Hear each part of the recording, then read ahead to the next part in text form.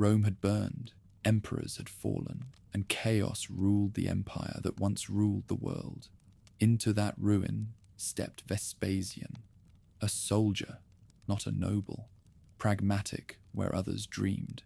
He rebuilt not through glory, but through endurance, shaping stability from ashes. His legions secured the frontiers. His taxes raised the Colosseum. His discipline restored faith in Rome itself. Yet power always demands a price. Loyalty strained, ambition restrained, history rewritten. Vespasian's reign proved that restoration can be as revolutionary as conquest. The moment when Rome learned survival, not splendor, was the truest mark of greatness. The empire was dying in its own brilliance. After a century of dominion, Rome had become a reflection of its emperors, glittering, exhausted, and haunted by its grandeur. Across the Mediterranean, legions marched not against barbarians, but against each other. In the summer of 69 AD, the smoke of civil war mingled with the perfume of burned incense, and what had begun as a city of laws had turned into a theater of ambition, where the sword and the Senate took turns deciding who ruled the world. In the east, where the desert met the sea, one general kept his silence. He was no patrician, no philosopher of empire, merely a soldier who had learned to survive its storms. His name was Titus Flavius Vespasianus. Around him, the legions of Judea waited for command, scarred men whose loyalty had outlasted Nero's madness. Rome was tearing itself apart. Galba had fallen, Otho had ruled for weeks before dying by his own hand, and Vitellius, drunk on victory, played emperor among corpses. Yet while others shouted their titles, Vespasian said nothing. He watched the western sky burn each night and told his officers only that Rome had lived through worse, though in his heart he knew it might not live through this. Soldiers whispered that the mule breeder of Reate might soon become emperor. He laughed once at the rumor, a sound half weary, half amused, for he understood better than any man how the empire truly worked. Power chose the patient. To understand why the legions looked east for salvation, one must return to the hills that shaped him. Far from the marble of the capital, the Sabine countryside breathed the older Rome, a landscape of stone terraces, olive groves, and stubborn men. There, near the little village of Phalacrina, Vespasian was born in the 9th year after Christ's birth. His family, the Flavii, belonged neither to the nobility nor to the crowd. They were equestrians, Italian stock of modest means who served the state without ever touching its glory. His father, Titus Flavius Vespasianus, was a tax collector turned banker, a man who counted sesterces more carefully than prayers. His mother, Vespasia Polla, descended from municipal magistrates and carried herself with the pride of a patrician she had never been. The boy grew up among mules and mountains, learning early that strength came from endurance rather than pedigree. His father's trade taught thrift. His mother's lineage insisted on dignity, and between the two, he learned restraint. His elder brother, Sabinus, was quick and charming, the favorite of family hopes. Vespasian moved in his shadow, deliberate and quiet, observing rather than performing.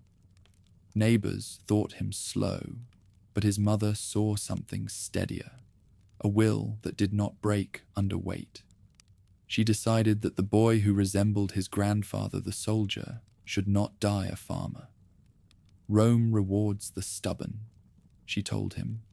Be stubborn. So he went to Rome.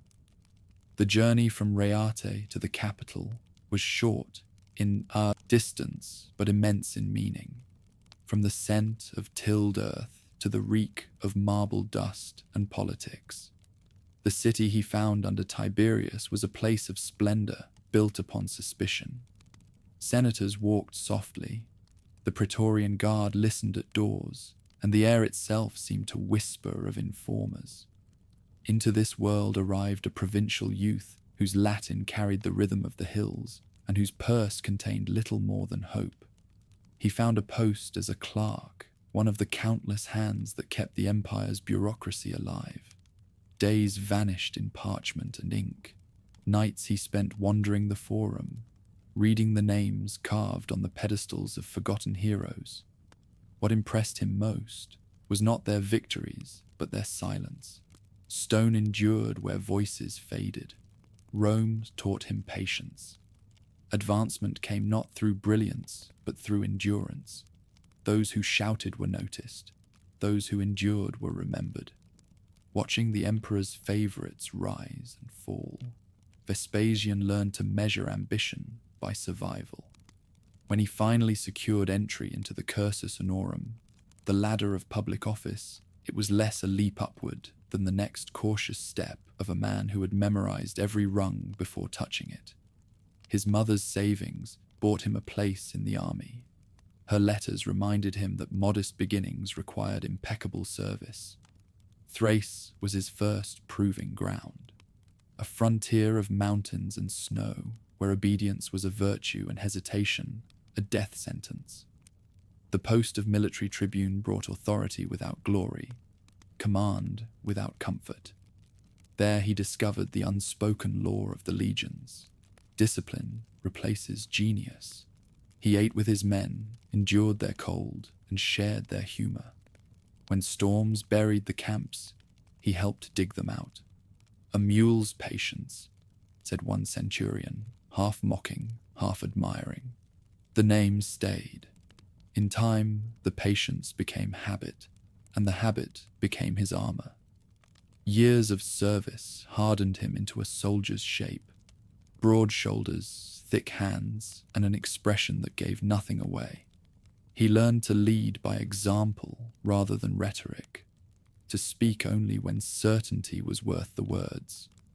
The army, unlike the Senate, respected such economy. Promotions came slowly but steadily, and when his term in Thrace ended, he returned to Rome with scars instead of stories, the sort of man who could be trusted with unpleasant tasks because he would never dramatize them. The capital greeted him as it greeted all veterans, with indifference. Power belonged to those who stayed visible, and Vespasian had spent years out of sight. Still, his brother Sabinus had risen in the administration, and through him came another appointment, small but significant, a junior role in the city's grain service.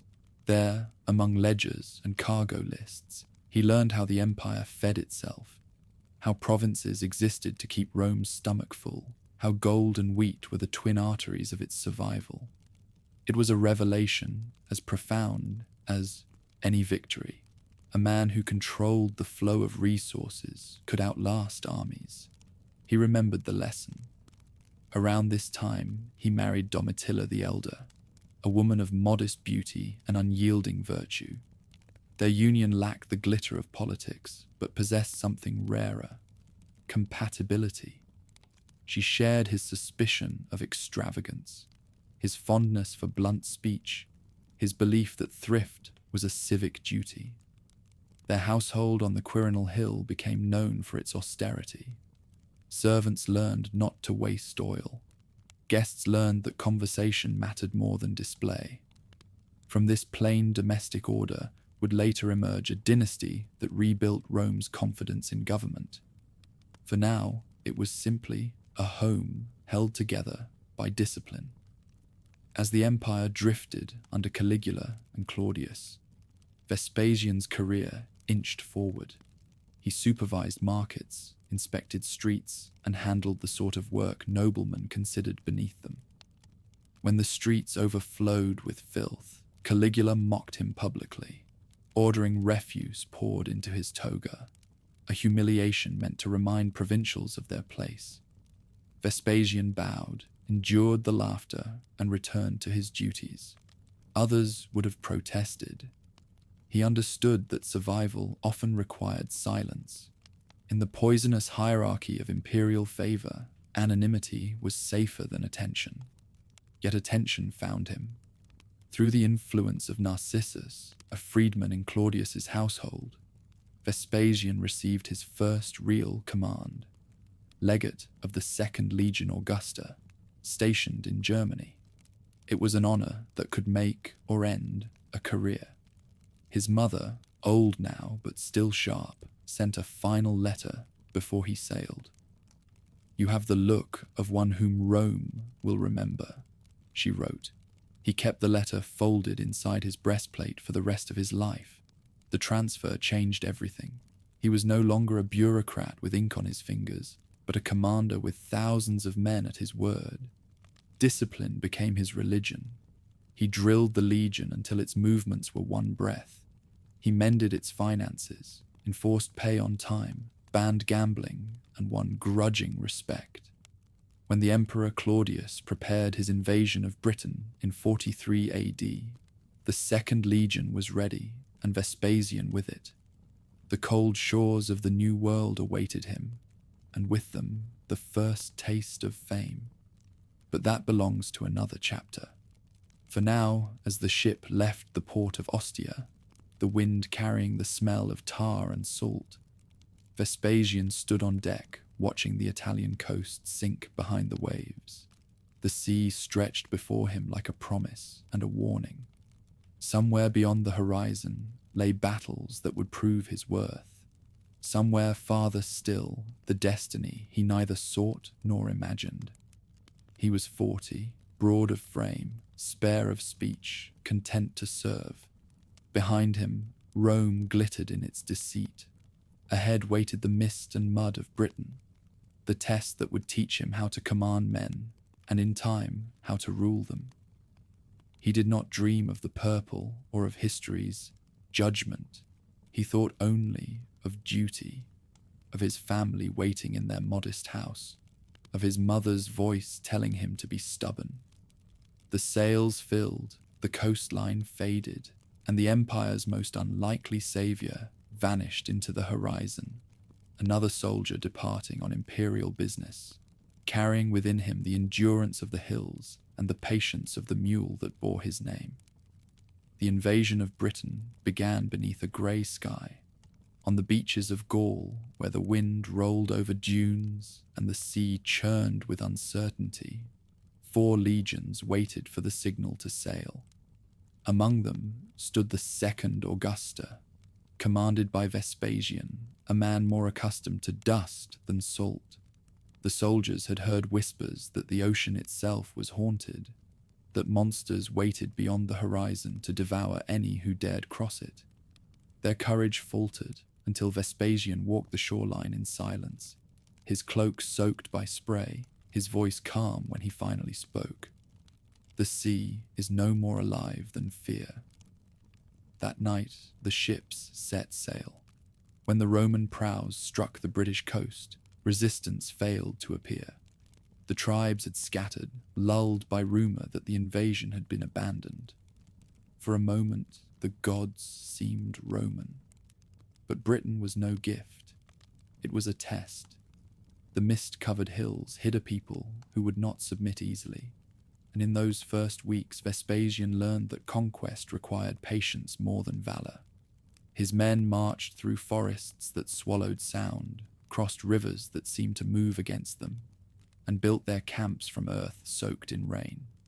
The legions that followed him through those campaigns would later call him stone-faced, a commander who spoke little and expected much, but who never asked of others what he would not do himself. At the River Medway, the war began in earnest. The British tribes had rallied behind their warrior, Prince Caraticus, and lined the opposite bank with spears and defiance. The water ran high and fast, promising to drown any who tried to cross. Vespasian studied the current, watched the enemy shift, and ordered his Dutch auxiliaries, men trained to swim in armor, to ford the river in silence before dawn. When the sun rose, the Britons found themselves attacked from behind. Panic tore through their ranks. Vespasian led his legions straight into the river. wading waist-deep beneath a storm of arrows, and struck at the heart of the resistance. By nightfall, the field was his. That victory opened the way into southern Britain, and the emperor rewarded him with a personal commendation. Yet what marked him was not triumph, but restraint. The campaign that followed was brutal, fought among Iron Age fortresses carved into the hills. Each stronghold fell the same way. The Roman artillery would pound the walls until fire licked through thatch, and the survivors, dazed by smoke, would surrender. Vespasian refused to turn these battles into spectacles. Rome does not conquer for glory, he told his officers. It conquers to stop fighting.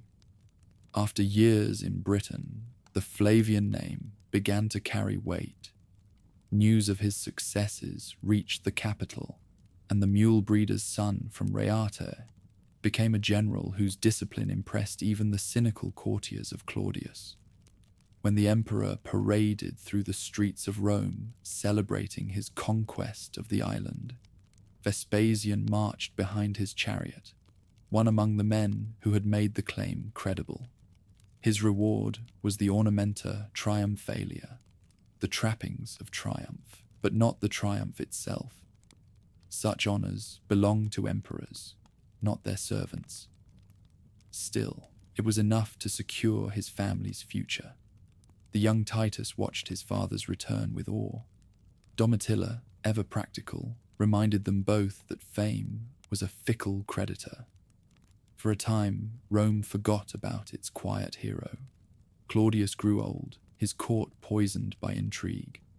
Agrippina, his ambitious wife, maneuvered her son Nero toward succession, and those who had once been close to the emperor drifted into retirement or exile. Vespasian withdrew to the countryside, tending to his estates and rebuilding his finances, which had suffered from the cost of command. He might have ended his life there, a respected veteran, a relic of a steadier generation, had the empire not fallen into chaos once more. Nero's reign began with music and ended with fire. The emperor, who fancied himself an artist, emptied the treasury on vanity projects, declaring himself the embodiment of divine harmony while the provinces starved. Vespasian, summoned to court to report on the legions, endured the new Caesar's performances in weary silence. During one endless recital, he was seen to doze off. That act of mortal fatigue nearly ended his career. Nero, enraged, banished him from sight. He returned again to his home in Reate, living among the same hills that had raised him, his name temporarily erased from imperial memory. Fate, however, remembered him. In 66 AD, revolt broke out in Judea. The legions stationed there were routed, their standards captured, their commanders humiliated. The empire needed a soldier it could trust, someone competent, unglamorous, obedient to reason rather than impulse. There were few such men left. Vespasian, now in his late 50s, received the summons he had not expected. He accepted without ceremony, packed the same worn armor he had worn in Britain, and set sail for the east. The journey brought him back to Caesarea, the coastal jewel of the Roman East. From there, he surveyed the problem that would define his legend. Judea was aflame. The Jewish rebels had taken Jerusalem, massacred garrisons, and declared independence under their own priests and kings. The revolt had spiritual fire, and against that, even Rome's machines could falter. Vespasian began not with attack, but with order. He reorganized supply routes, restored discipline to shattered legions, and reminded every soldier that no rebellion could survive against patience. Campaigning. Through Galilee, he laid siege to the fortress of Jotapata, where resistance had gathered under a learned man named Josephus. For 40 days, the Romans battered the walls until the city fell in blood and smoke. Out of the ruins, a single survivor was brought before him. Josephus, once a rebel, claimed to have seen a vision that Vespasian himself would one day rule Rome. The general laughed but spared him, perhaps amused, perhaps already aware that prophecy and politics often marched together. While he fought in the east, the empire unraveled behind him. Nero, deserted by all, slit his own throat, and the line of the Caesars ended. The year of the 4 emperors began. Galba ruled for months before being hacked down by his own guard. Otho followed and died by suicide. Vitellius rose next, a glutton masquerading as Caesar. From the Euphrates to the Rhine, soldiers muttered that Rome had gone mad. In Judea, Vespasian continued his campaign as though none of it mattered.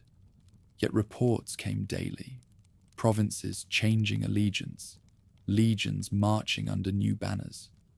The world he had served faithfully was collapsing again. He might have stayed a soldier if not for Egypt. Alexandria, guardian of the empire's grain, turned to him for leadership. Its prefect, recognizing that whoever controlled the harvest controlled Rome, declared loyalty to Vespasian. Soon, Syria and the eastern armies followed. In the summer of 69, his son Titus urged him to accept what destiny and necessity both demanded. Vespasian hesitated only once. "I have never desired a crown," he said, "but perhaps the empire needs a man who does not." In July, the legions hailed him emperor. The mule breeder's son had become master of the world. Yet even then, he stayed in Egypt to secure the grain fleet, leaving his generals to fight for Rome in his name. By December, Vitellius was dead, his body dragged through the streets, and the civil war was over. When news of victory reached Alexandria, Vespasian was inspecting a warehouse of grain. He nodded once, gave no speech, and returned to his work. An empire could be saved, he believed, only by men who still counted the bushels. The winter winds swept over the Nile as ships loaded for the voyage to Italy. On their decks, soldiers whispered that they were carrying not just grain, but the new peace of Rome. In the east, temples prepared sacrifices to Fortuna. In the west, senators rehearsed flattery. Yet among all the rejoicing, Vespasian remained unmoved. He had seen too much of war and fortune to trust either. His thoughts were with the city that had once poured filth into his toga, the same city that now begged him to rule it.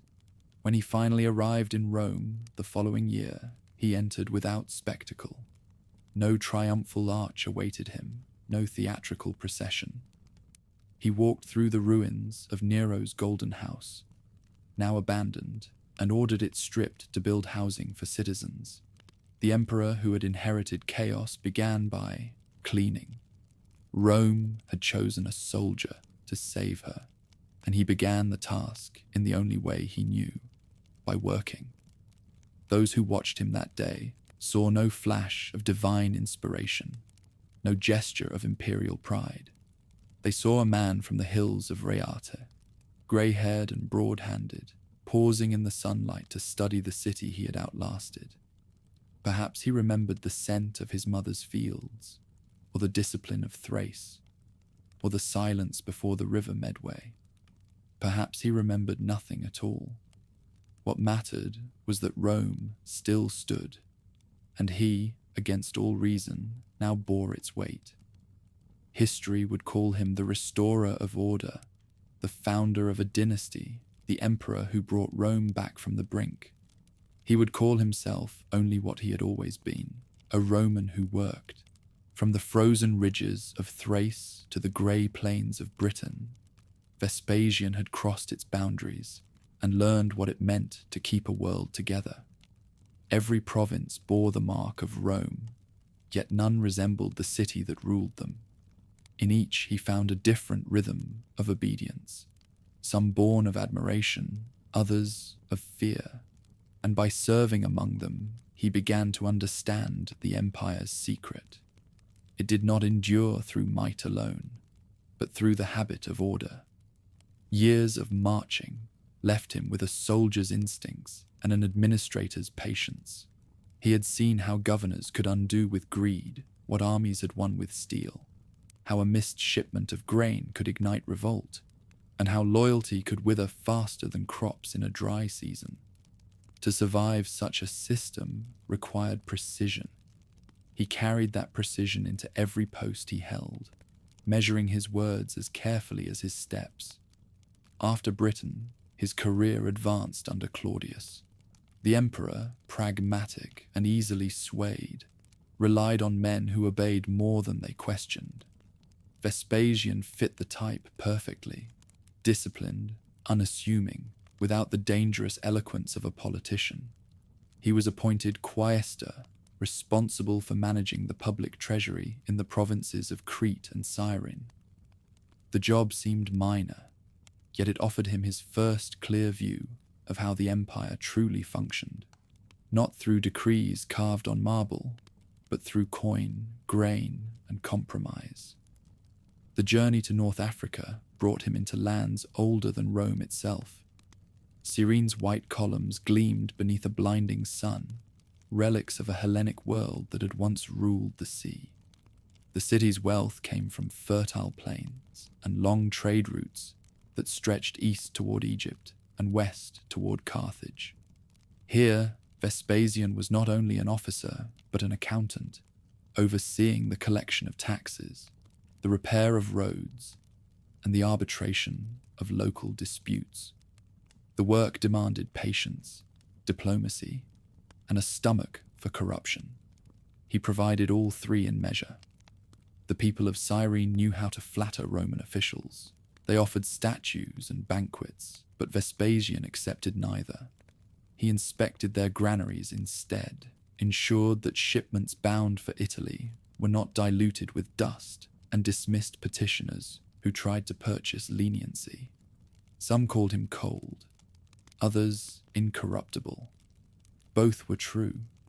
His colleagues, often bored or disillusioned, mocked his diligence. "Why guard the emperor's purse," one asked, "when it will soon be emptied by his friends?" Vespasian answered only that empires rot from small thefts, not great wars. In the evenings, he walked the terraces above the sea, watching the sails disappear into the crimson horizon. For the first time, he saw the empire as a living circuit, grain flowing north, silver returning south, men and ideas crossing endlessly between them. Rome was not merely a city, it was a system. To serve it well was to understand that system, and he began to do so with an accountant's clarity. His tenure in Cyrene ended without scandal, which was itself a rarity. When he returned to Rome, the Senate took notice of his efficiency. In a world accustomed to ostentation, his modest reports stood out for their precision. The next rung awaited him. Aedile, supervisor of Rome's public works and streets. It was an office that could elevate or ruin a career, depending on how well one endured ridicule. The capital, still swelling beyond its capacity, was a labyrinth of tenements, markets, and aqueducts. Fires and floods were frequent, filth constant. As aedile, Vespasian became responsible for keeping the streets clean and the water flowing, a thankless duty that demanded constant inspection. His soldiers were replaced by slaves, his battlefield by alleyways. Yet he treated the task as seriously as any campaign. He walked the Subura before dawn, checking drains and cisterns himself. Rome, he decided, was no less dangerous than war. The enemy here was decay. Unfortunately, his diligence drew the emperor's attention at the worst possible time. Caligula had inherited the throne, and his reign had turned madness into ceremony. When the streets overflowed after a storm, the young Caesar accused his officials of negligence.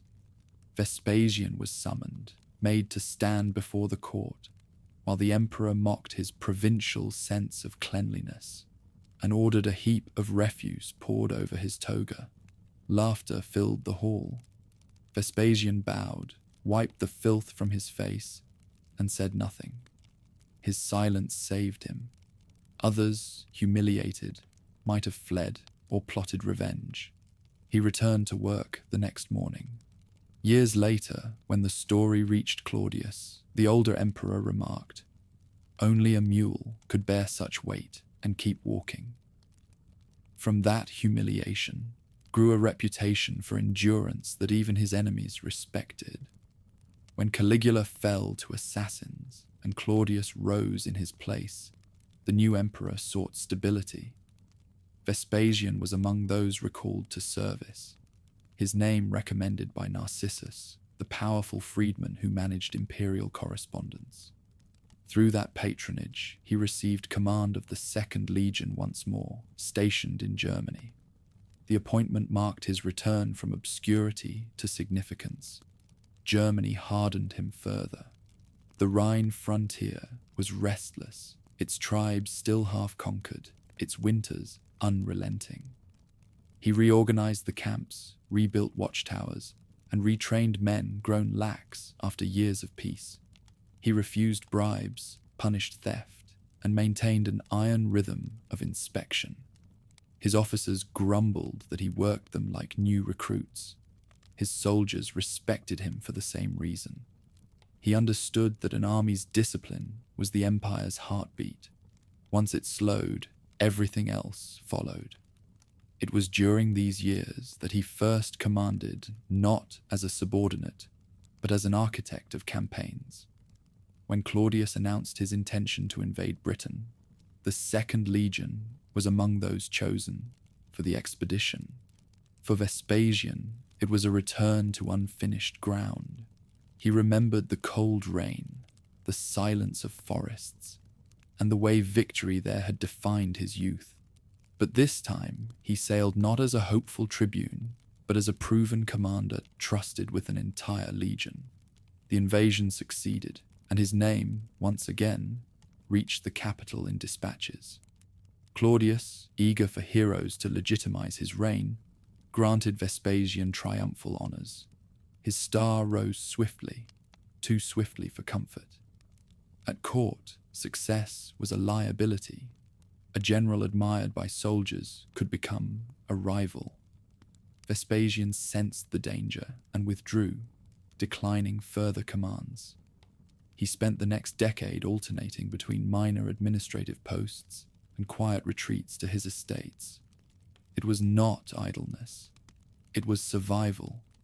He had seen too many brilliant men perish from ambition. Meanwhile, the empire continued its ceaseless rotation of emperors, wives, and freedmen. Under Nero, extravagance replaced order. Gold vanished into palaces, and the treasury shrank to parchment promises. Vespasian, now in his 50s, lived like a farmer. He oversaw his vineyards, counted his tenants' harvests, and trained his sons in the virtues of thrift. When officials visited, they found him in plain tunic, hands rough with work. "A senator," one remarked, "should look like marble." He replied, "Marble cracks." Then came Africa. In 63 AD, the governorship of that province fell vacant, and the emperor, perhaps wishing to be rid of an honest man, appointed Vespasian. The posting was both reward and exile, distant enough to be safe, vital enough to be useful. He accepted, knowing that fortune often disguised itself as banishment. Africa was vast, a patchwork of deserts and fertile coasts, Greek cities gleaming beside Berber hills. From Carthage to Leptis, Magna stretched a land that fed Rome's people and entertained them with beasts for their games. The governor ruled as emperor in miniature, collecting taxes, enforcing law, and keeping peace among rival tribes. Vespasian governed as he had always fought, methodically without spectacle. He rebuilt aqueducts, repaired roads, and prosecuted corrupt officials with quiet relentlessness. To the merchants, he was fair. To the lazy, merciless. Yet the province offered temptations that tested even the most frugal. Governors were expected to enrich themselves. The empire tolerated it as long as tribute flowed north. Vespasian refused. He left Africa poorer than he had arrived, but his name carried new weight. An honest man in an age that had forgotten honesty. Later, when the empire would beg for integrity, that reputation would crown him before any army did. By the time he returned to Rome, his finances were depleted. To recover, he returned briefly to trade, managing transport contracts for the state. It was humble work for a senator, but it kept his household solvent. The jesters called him the muleteer of the empire. He did not correct them. Mules were patient. They carried burdens others could not. The name became his shield and his symbol. When Nero later invited him to accompany his tour of Greece, Vespasian agreed out of duty, not delight. The emperor sang, danced, and demanded applause. The general endured it in silence until fatigue betrayed him. He nodded off during a performance, and the act nearly cost him his life. Dismissed in disgrace, he retired once more to Reate, awaiting either recall or ruin. But the world was shifting again. Rebellions smoldered in Gaul and Spain, and in the east, the Jewish uprising flared beyond control. The empire that had once stretched in calm symmetry now trembled at its edges. From the quiet of his farm, Vespasian received the message summoning him back to command. He looked at the hills of his childhood, at the patient beasts grazing where his father once worked, and understood that the road which had carried him across the empire was leading him home, to the center of power he had never sought. He gathered his armor, old but polished, and set out once more. The muleteer turned general, a man whose whole life had been a lesson in endurance. The empire was calling for order, and there were few left who remembered what order looked like. By the time he reached Judea, the empire he served was already unraveling. Nero's rule had hollowed out the treasury, the provinces smoldered with resentment, and the loyalty of the legions was measured in coin. Vespasian, arriving from the weary quiet of retirement, understood at once what was required. Rome did not need brilliance, it needed repair. The eastern frontier was not new to him. Years earlier, he had walked the marble colonnades of Cyrene and seen how Rome wore its civilization-like armor, smooth on the surface, corroded beneath. But Judea was different. Here, the revolt was not born of greed or politics, but of faith. When he landed at Ptolemais and rode inland, he saw not a province in rebellion, but a people at war with meaning itself. The banners that fluttered above the hills were painted not with kings' names, but with prayers. He approached the campaign as a craftsman approaches a cracked wall, without emotion, intent on method. His first act was to measure the land, the hills, the roads, the wells, everything that could sustain resistance. He ordered his engineers to map every fortress and his officers to keep daily accounts of grain. Nothing was left to chance. Those who served under him would later recall his preference for siege over slaughter. Patience, he said, always costs less than passion. When the legions besieged Jotapata, he waited 40 days, reducing the city wall by wall until starvation did the work of the sword. It was there that he first met Josephus, the Jewish commander turned historian, who claimed that the gods had chosen Vespasian for destiny. The general dismissed the prophecy with a shrug, yet kept the man alive. Perhaps he sensed that history had its own uses for witnesses. As the revolt crumbled in Galilee, reports from Rome grew more alarming. Nero's power was dissolving in scandal. Governors whispered rebellion. Messengers arrived from Italy with contradictory seals, one proclaiming loyalty to Galba, another denouncing him. Vespasian received them with the same expression he used for weather reports. He neither declared allegiance nor defiance. His task, as he told his son Titus, was not to decide who ruled Rome, but to ensure that Rome still had something left to rule. Yet neutrality is a fragile shelter. When news came that Galba had been murdered and Otho risen in his place, the legions grew restless. Soldiers who had buried comrades in Britain and Syria wondered why they should fight for emperors who lasted no longer than seasons. Rumors spread through the camps that their commander might restore order himself. Vespasian gave no answer, only tightened discipline. He forbade toasts in his name, punished any who spoke of rebellion, and reminded his men that patience had brought them every victory. But the idea, once born, could not be strangled.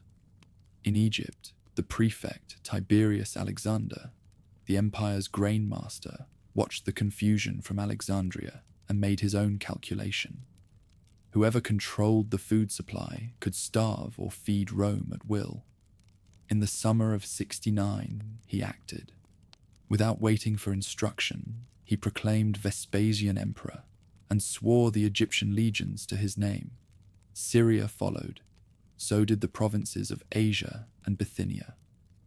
When word reached Caesarea, Vespasian was inspecting siege engines. He read the message, folded it, and said quietly, "So it begins." Unlike the generals before him, he did not march on Rome. He understood that legitimacy could not be seized. It had to appear inevitable. While his allies advanced through the Balkans, he remained in the east, securing the grain fleets that would starve Vitellius into submission. He courted governors with letters promising stability, not revenge, and offered amnesty to any who yielded. Even his propaganda was austere. No divine thunderbolts, no visions of destiny, only the calm image of a soldier restoring order. By autumn, the outcome was clear. The armies of the Danube, led by Antonius Primus, crushed Vitellius's forces at Cremona. Rome descended into anarchy as mobs looted palaces and fires devoured the forum. When the dust cleared, Vitellius lay dead, dragged through the streets he had disgraced. The Senate, eager to survive its own cowardice, declared Vespasian emperor. From Alexandria, he received the news with the same composure that had carried him through battles and humiliations alike. He did not weep, did not rejoice, did not even look toward Italy. "Let Rome heal first," he told his aides. "Then we will visit the patient." He stayed in Egypt to ensure the harvest and grain convoys. Pragmatism defined every act. When asked why he delayed his coronation, he replied that an emperor's first duty was to feed his people, and hunger was the most dangerous rebellion of all. Even as marble statues of his likeness were raised in provincial forums, he spent his days in warehouses counting sacks of wheat, verifying the seals of merchants. Soldiers watched in silence as the most powerful man in the world examined grain as if it were gold. In truth, to him, it was.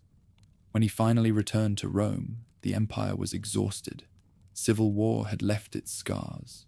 Towns pillaged, fields barren, treasuries empty. The Senate met him at the city gate, draped in white, praising the return of order. He responded not with speeches, but decrees. Taxes were reorganized, corrupt officials dismissed, and a new census ordered to restore financial balance. He revived the discipline of the legions, rewarding loyalty with land instead of luxury, insisting that service to the state was not a path to indulgence, but to endurance. The people, starved for stability, accepted the austerity as virtue. They admired his rough humor, the way he mocked his own poverty and refused ceremonial extravagance.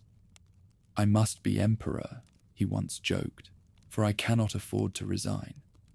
Such laughter became policy. He raised revenues not by conquest, but by practicality. New taxes on trade, tolls on public latrines, even a fee for the use of Rome's sewers. When his son Titus protested that such measures were beneath imperial dignity, Vespasian held a coin to his nose. "Do you smell anything foul?" he asked. Titus said no. "Then it is clean enough." The phrase, pecunia non olet, became his motto. Behind that humor lay calculation. He knew the empire's faith could not be restored by ideals. It needed proof of competence. He funded public works, rebuilt the aqueducts, and began the greatest project of his reign, the Flavian amphitheater, later called the Colosseum. Erected on the ruins of Nero's private lake, it was both an act of generosity and a lesson. Where tyranny had built for pleasure, he built for people. Where Nero had sung to himself, Vespasian gave the city back its voice. But peace required more than construction. He recalled Titus from Judea, where the final assault on Jerusalem was nearing its dreadful conclusion, and divided authority between his sons. Titus would inherit command and reputation. Domitian, younger and restless, was granted titles to appease his pride. In this, Vespasian began crafting what he hoped would be Rome's first stable dynasty in a century. Yet he did it not from love of power, but from dread of chaos. The empire, he believed, could not survive another year like 69. As months turned into years, his reign acquired a rhythm as measured as his gait. He rose before dawn, heard petitions until noon, and spent the afternoon reviewing accounts or visiting construction sites.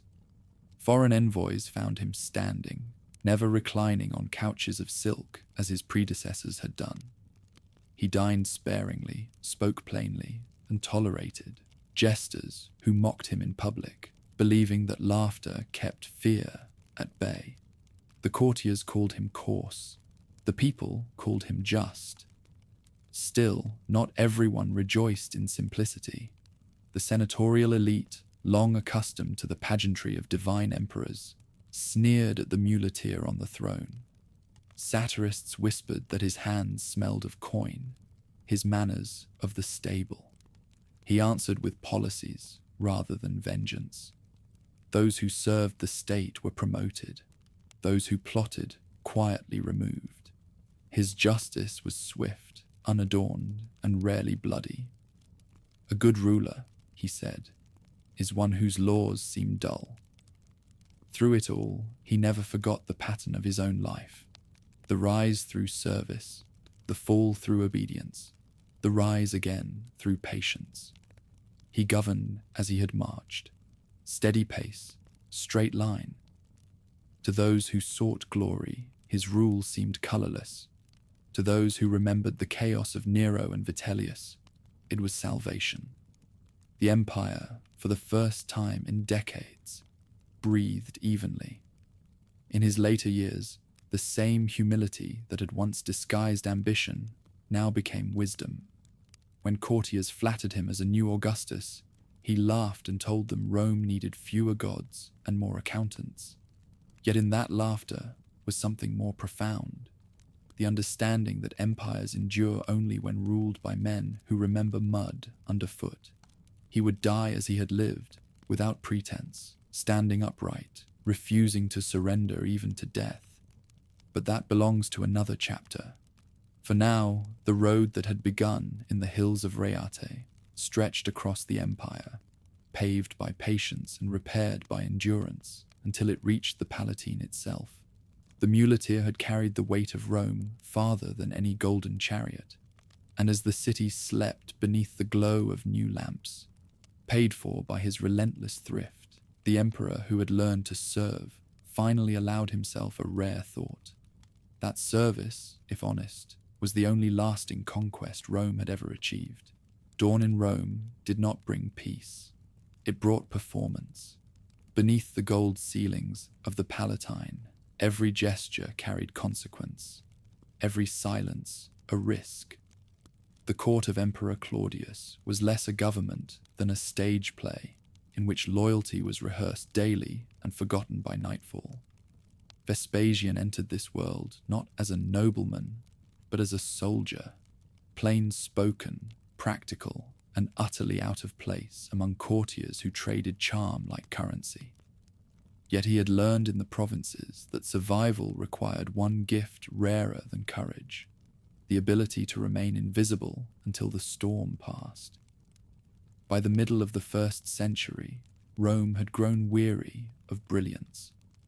It now prized endurance, and in that quality Vespasian excelled. His triumph in Britain had earned him distinction, but also suspicion. Emperors did not love successful generals. They tolerated them as long as distance allowed. Claudius, shrewd in his timidity, saw in Vespasian the kind of servant who could be trusted because he sought no glory. For that reason, and that reason only, he survived while others around him vanished into accusation and exile. His appointment as consul in 51 AD confirmed his reputation. The honor was ceremonial, a recognition of competence without intimacy. At the same table where flatterers fought for favor, Vespasian ate in silence, measuring the men around him. He understood the arithmetic of power. The more one spoke, the shorter one lived. Claudius' court was a labyrinth built by freedmen and guarded by his wife Agrippina, whose ambition blazed colder than steel. Her son Nero, still a youth, hovered at the emperor's side, smiling too often. The atmosphere was suffocating, a blend of fear and festivity, where every laugh could precede a death warrant. Vespasian endured it as he had endured every other hardship, by lowering his head and listening. He made no enemies, offered no opinions, and let his competence speak for him. When colleagues schemed for patronage, he withdrew to the outskirts of the Palatine, where he supervised grain deliveries and temple repairs. Agrippina's gaze, sharp as a spear, passed over him without interest. To be unnoticed in such a place was victory. When Claudius died, poisoned by his own household, the new emperor was Nero, and the air of calculation turned to farce. Youth, vanity, and flattery replaced order. Vespasian, now in his 40s, watched the transformation with dismay. Where Claudius had been cautious, Nero was theatrical. Where one ruled by delegation, the other ruled by whim. Senators learned to applaud poetry before policy, and generals who returned from war were expected to praise their ruler's lyre before reporting their victories. Vespasian, whose humor tended toward the dry, found this ritual absurd. His restraint soon made him conspicuous. He retreated from the capital, accepting an administrative posting in Africa, the sort of command that ruined the ambitious and rewarded the patient. The province was vast, wealthy, and temperamental. Grain shipments bound for Rome passed through its ports, and corruption had turned supply into famine. Local elites bribed officials, pirates disrupted trade, and Rome's own tax collectors bled the region dry. Vespasian arrived determined to repair what he could and endure what he must. He began by enforcing audits on merchants who had long believed themselves untouchable. Where others negotiated, he inspected. The great cities, Carthage, Leptis Magna, Hadrumetum, received him with guarded respect. He rebuilt aqueducts, restored order to the markets, and punished extortion with impersonal severity. His rule was neither gentle nor cruel. It was simply effective. To the wealthy, he was a nuisance. To the poor, a relief. The province stabilized, but its governor's frugality made him unpopular with everyone except his conscience. During a drought, when the people cried out for relief, he personally financed the import of grain from his own estates, ensuring that the city of Carthage remained fed. His colleagues mocked him for generosity unbecoming of a Roman senator. He answered that Rome had enough thieves in office and could survive one fool. Later, the locals would remember his stern face carved on their civic monuments, not in gratitude, but in respect. He left Africa poorer in fortune, but richer in reputation, an inversion that few politicians understood and none forgave. When his term ended, he returned quietly to Rome. The capital, under Nero, had changed beyond recognition. Palaces sprawled across the hills, theatres multiplied, and the emperor's name adorned everything from circuses to taverns. The treasury, once full, had become a shell. Nero's passions, music, chariot racing, and vanity had replaced policy. Vespasian, who valued substance over spectacle, found himself increasingly alienated from the emperor's court of actors and sycophants. The famous incident occurred soon after his return. Summoned to attend one of Nero's interminable performances in Greece, he sat among a weary audience of senators forced to feign ecstasy as their ruler sang. The heat, the incense, and the repetition overcame him. His head dropped. Nero saw it. A ripple of outrage followed. To fall asleep during the emperor's art was treason against divinity. Vespasian was dismissed from office and banished from sight. He returned again to the hills of Reate, where the air smelled of earth instead of perfume. There, far from intrigue, he lived as he always had, modestly, watching the seasons turn and the empire decay. His brother Sabinus, still in service as prefect of Rome, advised him to wait. Even emperors tire of music, he said. Vespasian smiled. Then Rome will sleep before I do. For 3 years, he remained in quiet exile. Yet patience, his oldest ally, once more proved its worth. By 66 AD, Nero's world was collapsing. The provinces of Gaul and Spain rebelled. The legions muttered, "Treason." In the east, Judea ignited in open revolt. A legion had been annihilated outside Jerusalem. Its eagles lost, its commander disgraced. The emperor needed an experienced soldier to crush the uprising. He looked down the long list of names and found only one that promised loyalty without glory. Vespasian's disgrace was suddenly forgotten. The summons arrived in the spring. "Take command of the armies of the east," it read, "and restore peace to our dominion." Vespasian accepted without ceremony. He knew the task would be brutal. The Jews were not an ordinary enemy. They fought with conviction sharper than steel. But obedience was his trade. Leaving Italy, he crossed the Aegean and entered Syria, where the governor, Mucianus, welcomed him with cautious deference. The legions stationed there, veterans of Armenia and Cappadocia, recognized in the new commander the same steady authority that had once guided them in Britain.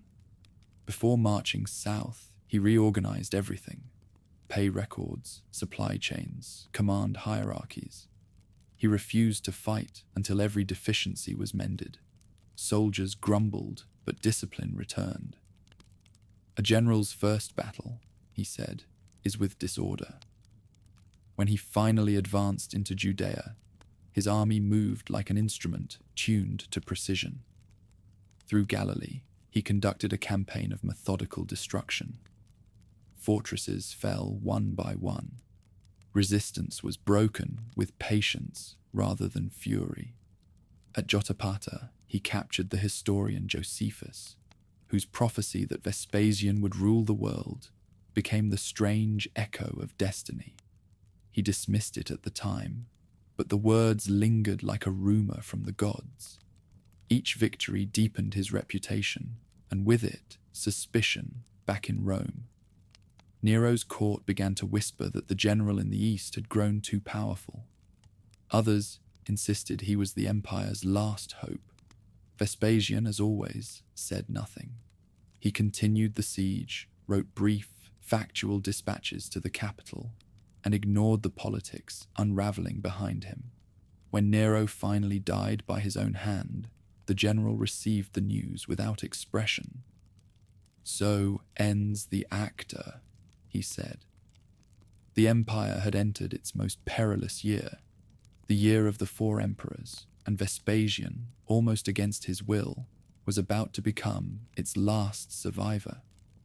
He did not yet know it, but the discipline learned in the courts of Claudius and the patience forged under Nero would soon become the foundation of his power. While Rome tore itself apart in the name of ambition, he would build an empire from the one virtue no other ruler possessed: endurance. For now, his legions marched south through the dust of Judea, their standards glinting in the sun. Behind them lay the ruins of rebellion. Before them, the uncertain road to destiny. The war in Judea was less a campaign than a crucible. Every fortress, every mile of desert, tested the patience that had become his signature. Vespasian knew that victory bought too quickly could not be kept. He advanced slowly, encircling resistance, cutting roads and rebuilding order as he moved. To his officers, it seemed caution. To him, it was arithmetic. Each town subdued without ruin became a future source of grain and tax. Rome's peace was built not by glory, but by ledger. At Caesarea, he set his headquarters, commanding the legions as an accountant might govern an empire. Messengers came daily with news from the west, rumors of Nero's death, then of Galba's triumph, then of Galba's murder. In the chaos that followed, he neither mourned nor rejoiced. He had seen too many emperors rise and fall to confuse their fates with the empire's.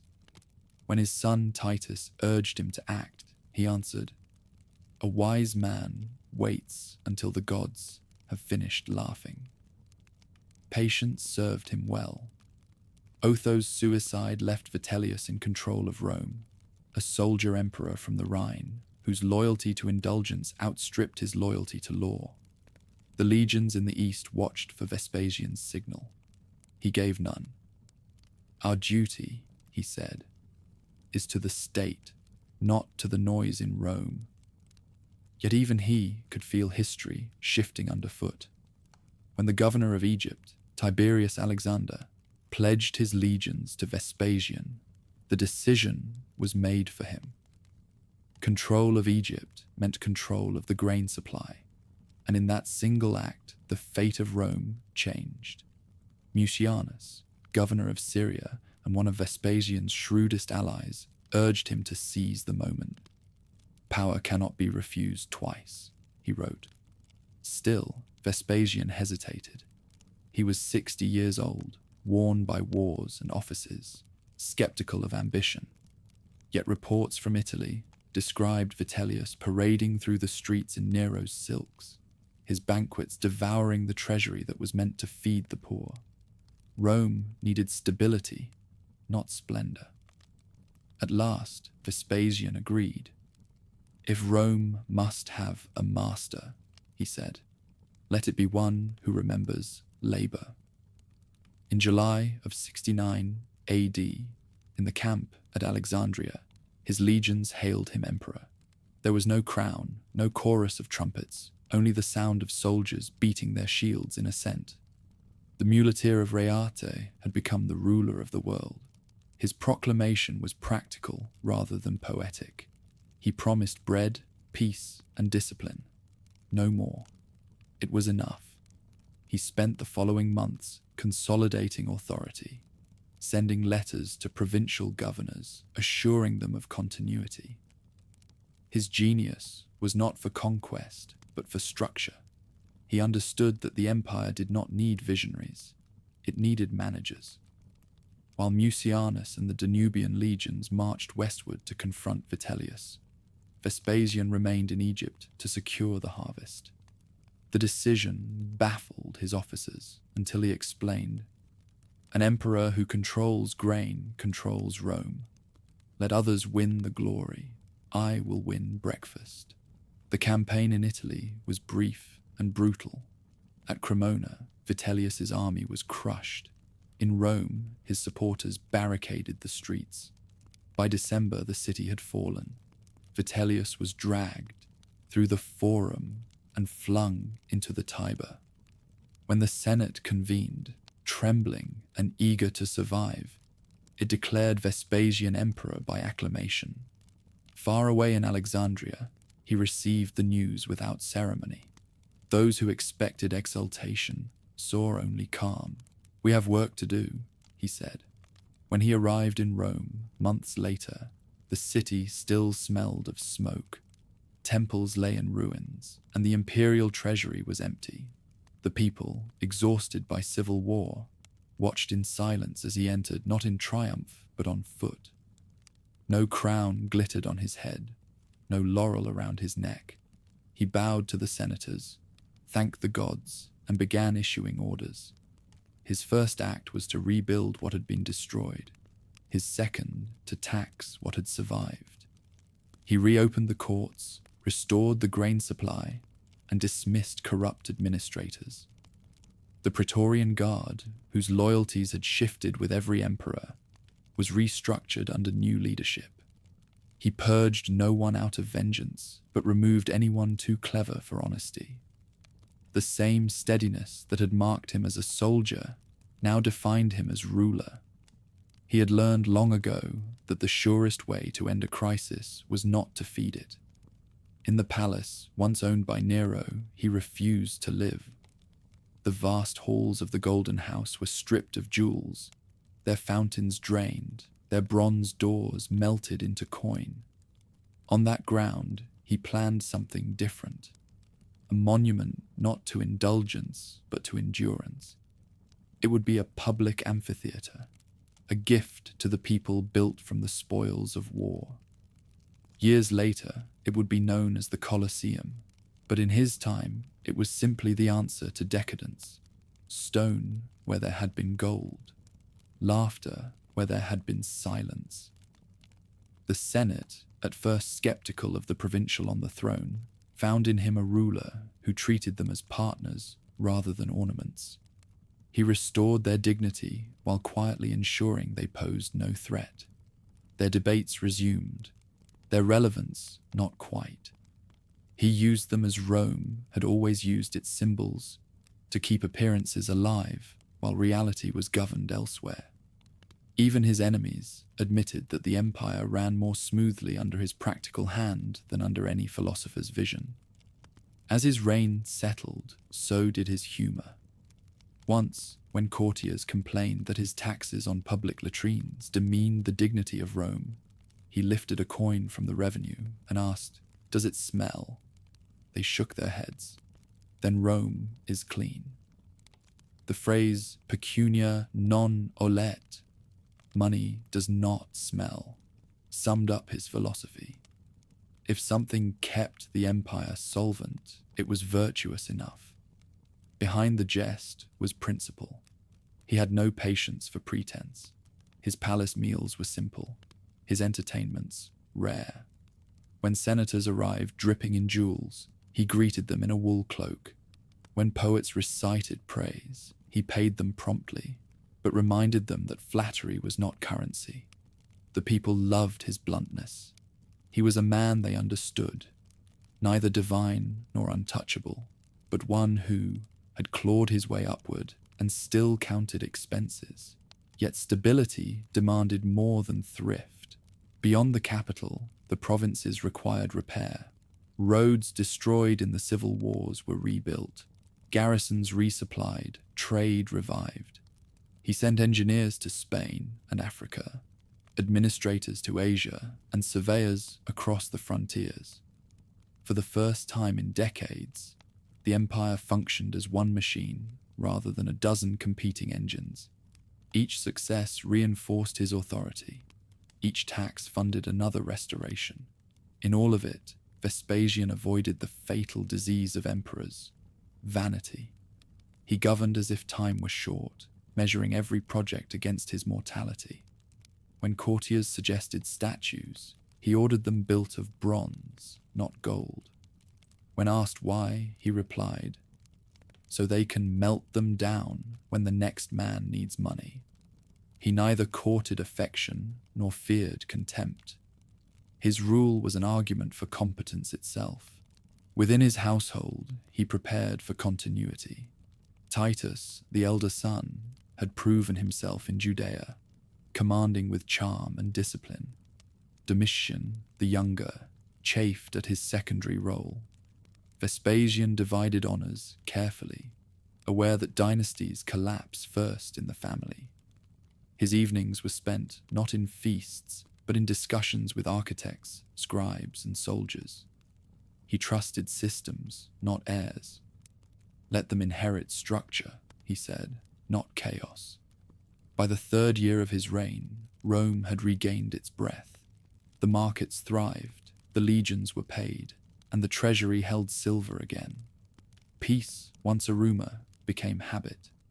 Those who had expected the muleteer to rule crudely now admitted that his rough hands steadied the state. The empire had traded spectacle for solidity. It was a fair bargain. He never forgot the lessons of the court he had survived. Claudius had taught him caution. Agrippina, the cost of proximity to power.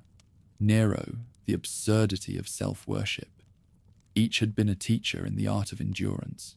From them, he learned that the greatest strength of an emperor was to appear ordinary and to make that ordinariness divine.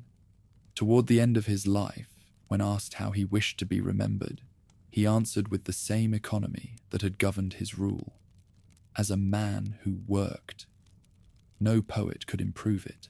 The war in Judea began as a spark and became a storm. No other province of the empire had defied Rome with such defiant purpose. No other revolt was so personal to the gods. To the Jews, rebellion was not treason, but purification. To Rome, it was contagion.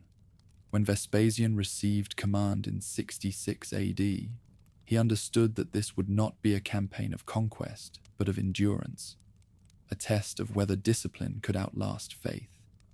He arrived by sea at Ptolemais with 2 legions, joined by a 3rd from Syria, bringing his total to nearly 60,000 men.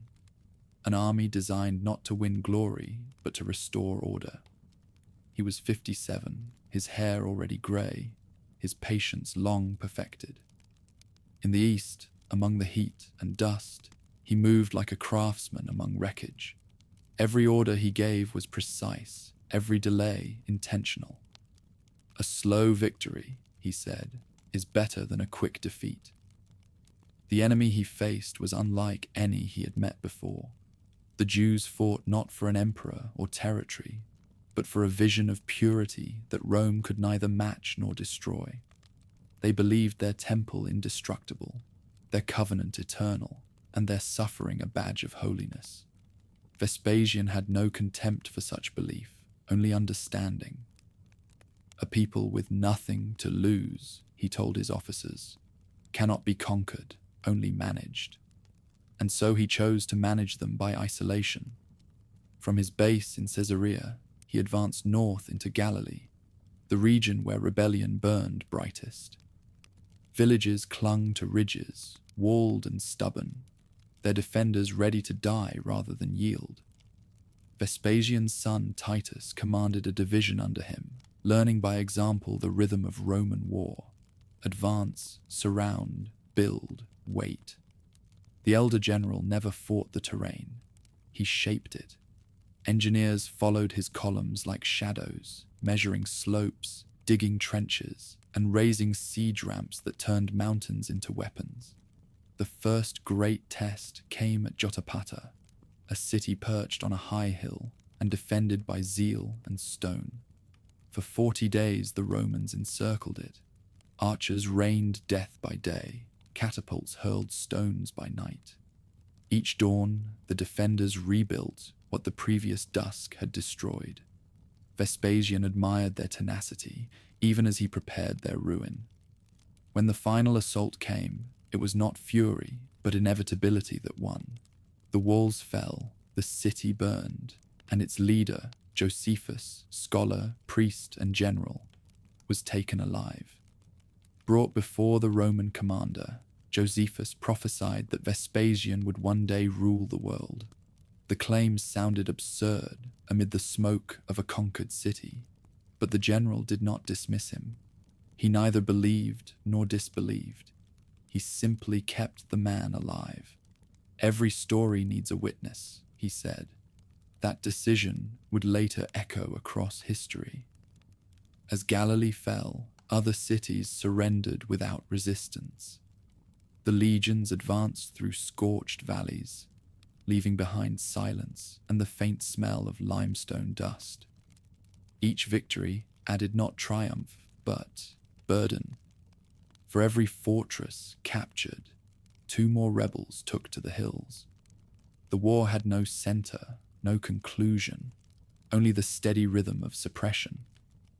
Yet within that rhythm, Vespasian's reputation hardened into legend. Soldiers began calling him imperator, a title of respect rather than office. When he walked through the camps, men straightened their armor instinctively. They trusted him not because he promised victory, but because he never lied about cost. He ruled the army as he would later rule the empire, by making structure itself his ally. Punishment was measured, reward predictable. Even in war, he kept the accounts of rations, ensured supply chains, and demanded that looted goods be catalogued. Chaos was the one enemy he never forgave. To the Jewish prisoners, he showed the same pragmatic restraint. Those who resisted were executed. Those who surrendered were fed and sent to rebuild Roman roads. Conquest, to him, was never complete until order was restored. Through the summer of 67 AD, the campaign spread southward. His son Titus marched ahead to subdue the coastal plain, while Vespasian swept through the inland valleys. By autumn, the northern rebellion was broken. At Sepphoris, the gates opened without a fight. At Tiberias, the citizens offered tribute and begged for mercy. He granted it, not out of pity, but prudence. "Let them live," he said, "for dead men pay no taxes." The general's reports to Rome were brief and precise, devoid of rhetoric. Nero read them with approval, mistaking discipline for devotion. In truth, Vespasian's loyalty was to the empire, not to the man who governed it. As the war quieted in the north, he turned his attention to the broader problem of Judea itself. Jerusalem remained defiant, the center of resistance and faith. To attack it directly would invite disaster. He chose instead to strangle it slowly, cutting its trade routes, isolating its allies, and letting starvation do what siege engines could not. While he prepared for that final campaign, word reached him that Nero had embarked on another of his grand tours, performing music in Greece while the empire decayed. Reports of rebellion in Gaul and Spain arrived almost daily. The general knew what such tremors meant. The center was cracking. For now, he continued his work, though the horizon darkened. "The empire," he told Titus, "is like this land, fertile but brittle. One careless harvest, and it crumbles." When news of Nero's death reached Caesarea in 68 AD, the camp fell silent. Soldiers gathered in knots, wondering who would rule them next. Galba had already been proclaimed emperor in Spain, but few knew his name. Vespasian ordered a day of mourning, neither celebrating nor condemning. To his officers he said only, "An emperor is dead. The empire remains." It was an answer so calm that some mistook it for indifference. In truth, it was calculation. He had learned through decades of service that Rome's greatest danger was not rebellion abroad, but chaos within. Through that uncertain year, he waited. Orders from Rome arrived and contradicted one another. Galba's authority evaporated in the capital before it reached the provinces. Then came Otho, then Vitellius. The empire became a carousel of claimants, each spinning faster than the last. Vespasian observed, as he once had at Claudius's court, that the loudest men often burned first. Let them consume each other, he told Mucianus, the governor of Syria. We will inherit the ashes. Yet history was already aligning with him. Egypt's legions declared for his cause, followed by Syria and Asia. Mucianus, a man of refined cunning, urged immediate action. Rome, he said, is a body without a head. Be the head. Still, Vespasian hesitated. He would not seize what was not offered. Only when his soldiers demanded to swear loyalty did he accept. Even then, he framed his decision as necessity, not ambition. If Rome must have another master, let it be one who remembers work. As he gathered his forces, the difference between him and the men who had ruled before became clear. Galba had been austere, Otho desperate, Vitellius corrupt. Vespasian was simply competent. His legitimacy grew not from prophecy or bloodline, but from the memory of order. The legions in the east, weary of chaos, saw in him a man who could repair what others had ruined. They proclaimed him emperor in July 69, not with cheers, but with relief. Still, he did not march on Rome. Instead, he stayed in Egypt to secure the grain fleet, knowing that starvation would conquer where swords might fail. He wrote to Mucianus, "Feed the people, and they will call you just. Starve them, and they will call you divine." His mind was already turning from battle to administration, from generalship to governance. When Vitellius finally fell, the Senate, desperate for stability, ratified what the legions had already decided. Across the empire, temples offered sacrifice to the new emperor. In the deserts of Judea, the last embers of rebellion flickered under Titus's command. The war that had made the father would now finish the son. Vespasian's journey from provincial soldier to ruler of the world had taken 6 decades and countless miles. Yet in his own eyes, nothing essential had changed.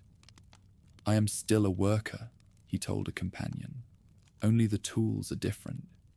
He had built his empire on the same principles that had guided every road, fort, and aqueduct: measure, patience, and stone that did not crack.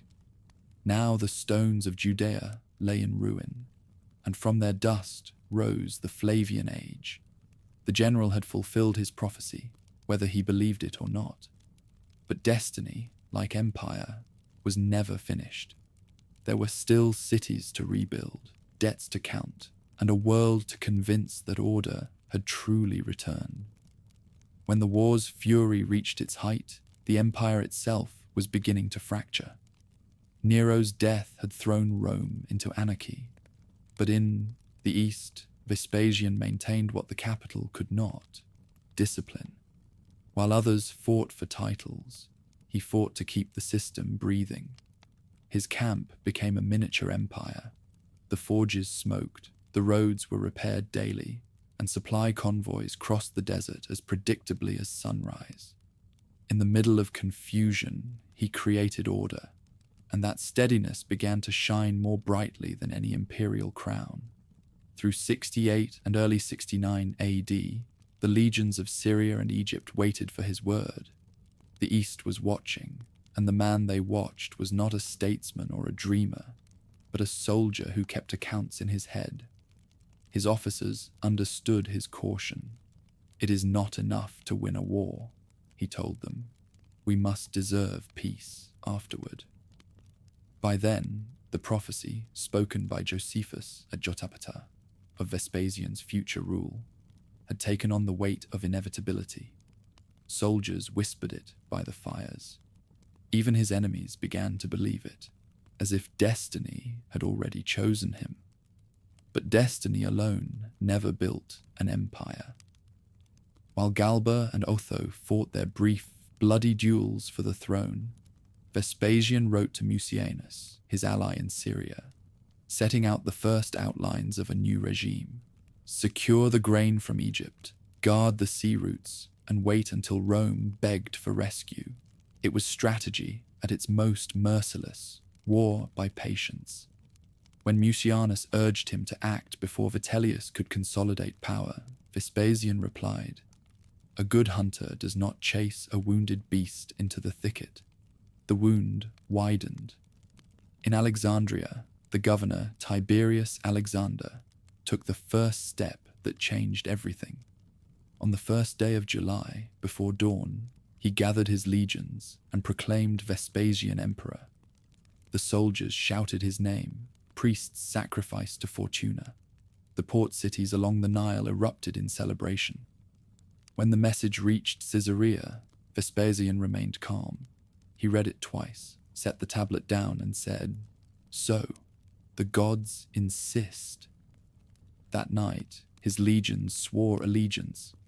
It was not a moment of triumph, only of transition, the burden shifting from one man's shoulders to his.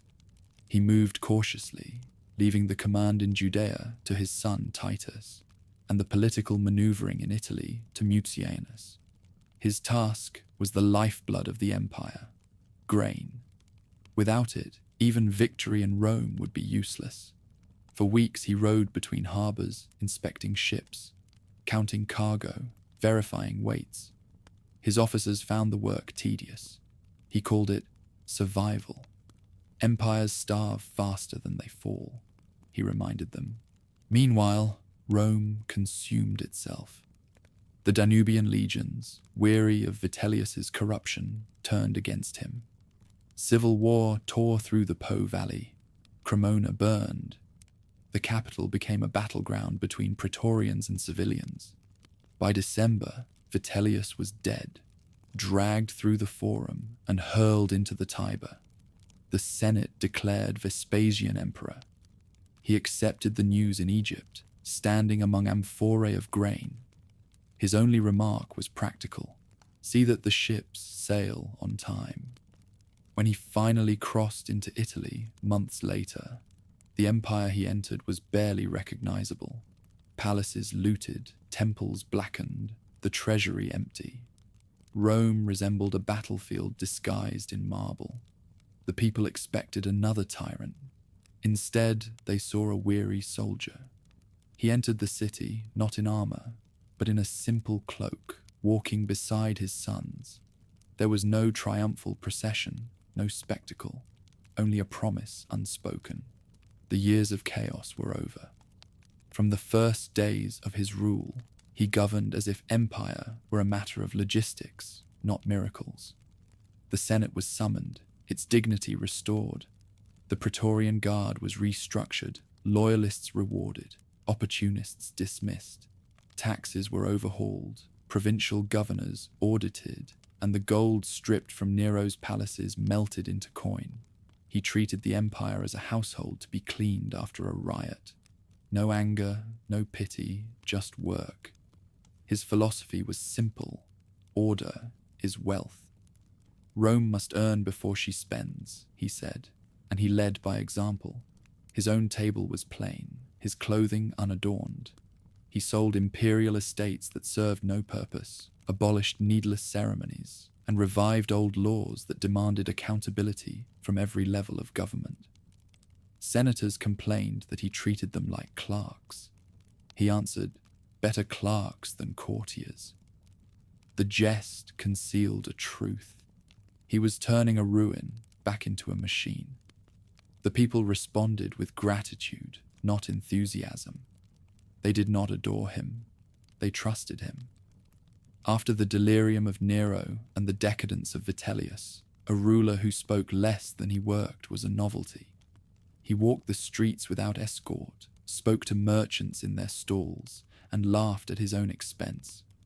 One day, when a beggar shouted that emperors should share their riches, he tossed the man a coin and said, "Now we share the debt as well." Yet even amid reconstruction, the war in Judea demanded closure. Titus, leading the final assault on Jerusalem, sent dispatches describing both victory and horror. When the city fell in 70 AD, its temple burned and its treasures carried to Rome. Vespasian saw in the ashes not glory, but caution. Every triumph, he said, is another debt to the gods. He celebrated the victory publicly, but privately called it a tragedy, the inevitable cost of keeping order in a world that no longer believed in restraint. The spoils of the Jewish war became the cornerstone of his rebuilding. The gold and artifacts from Jerusalem funded the empire's revival. New temples, restored aqueducts, and a vast amphitheatre on the site of Nero's pleasure lake. It was to be a monument to endurance, not excess. He called it the Flavian amphitheatre. Posterity named it the Colosseum. It rose from the ground like a correction to history, built with the wealth of rebellion to entertain the peace it had purchased. As the city transformed, so did the empire's mood. The provinces, long neglected, found new attention. Roads were repaired across Spain and Gaul. Frontiers along the Rhine strengthened. Trade revived in Africa. The chaos of the previous decade faded into memory. Even senators who had once mocked his origins began to admit that the mule breeder's son had accomplished what nobles could not. He had made Rome practical again. But success came with shadows. Within his household, the balance between his sons grew uneasy. Titus was steady and loyal, Domitian restless and proud. Vespasian managed them as he managed the empire, with measured distance. He knew that dynasties did not fail from weakness, but from comfort. Work, he told them, is the only inheritance that survives. They smiled, but he could see in their eyes the impatience of youth that empire never forgives. His relationship with Titus was one of mutual respect. The father saw in the son the same steadiness that had carried him from Riete to Rome. When Titus entered the city in triumph after the fall of Jerusalem, Vespasian watched from the rostrum, expressionless. The crowds cheered for the heir who had avenged the empire's insult, but the father saw something more fragile, the beginning of complacency. That night he told him, "Remember that glory feeds itself, not others." Titus understood. Domitian did not. Beyond family and politics, the years that followed were years of consolidation. Vespasian revived the old republican forms without pretending to restore the republic itself. He allowed debate, tolerated criticism, even laughter at his expense, believing that humor kept fear from breeding treason. Poets and historians flourished under his cautious generosity. He read their verses, paid their stipends, and reminded them that history should serve truth, not vanity. It was his final lesson to the empire, that honesty, though less spectacular than ambition, was more enduring. By the close of the decade, the Flavian peace had become a fact. The roads hummed with trade, the treasury overflowed, and the legions on every frontier swore loyalty without hesitation.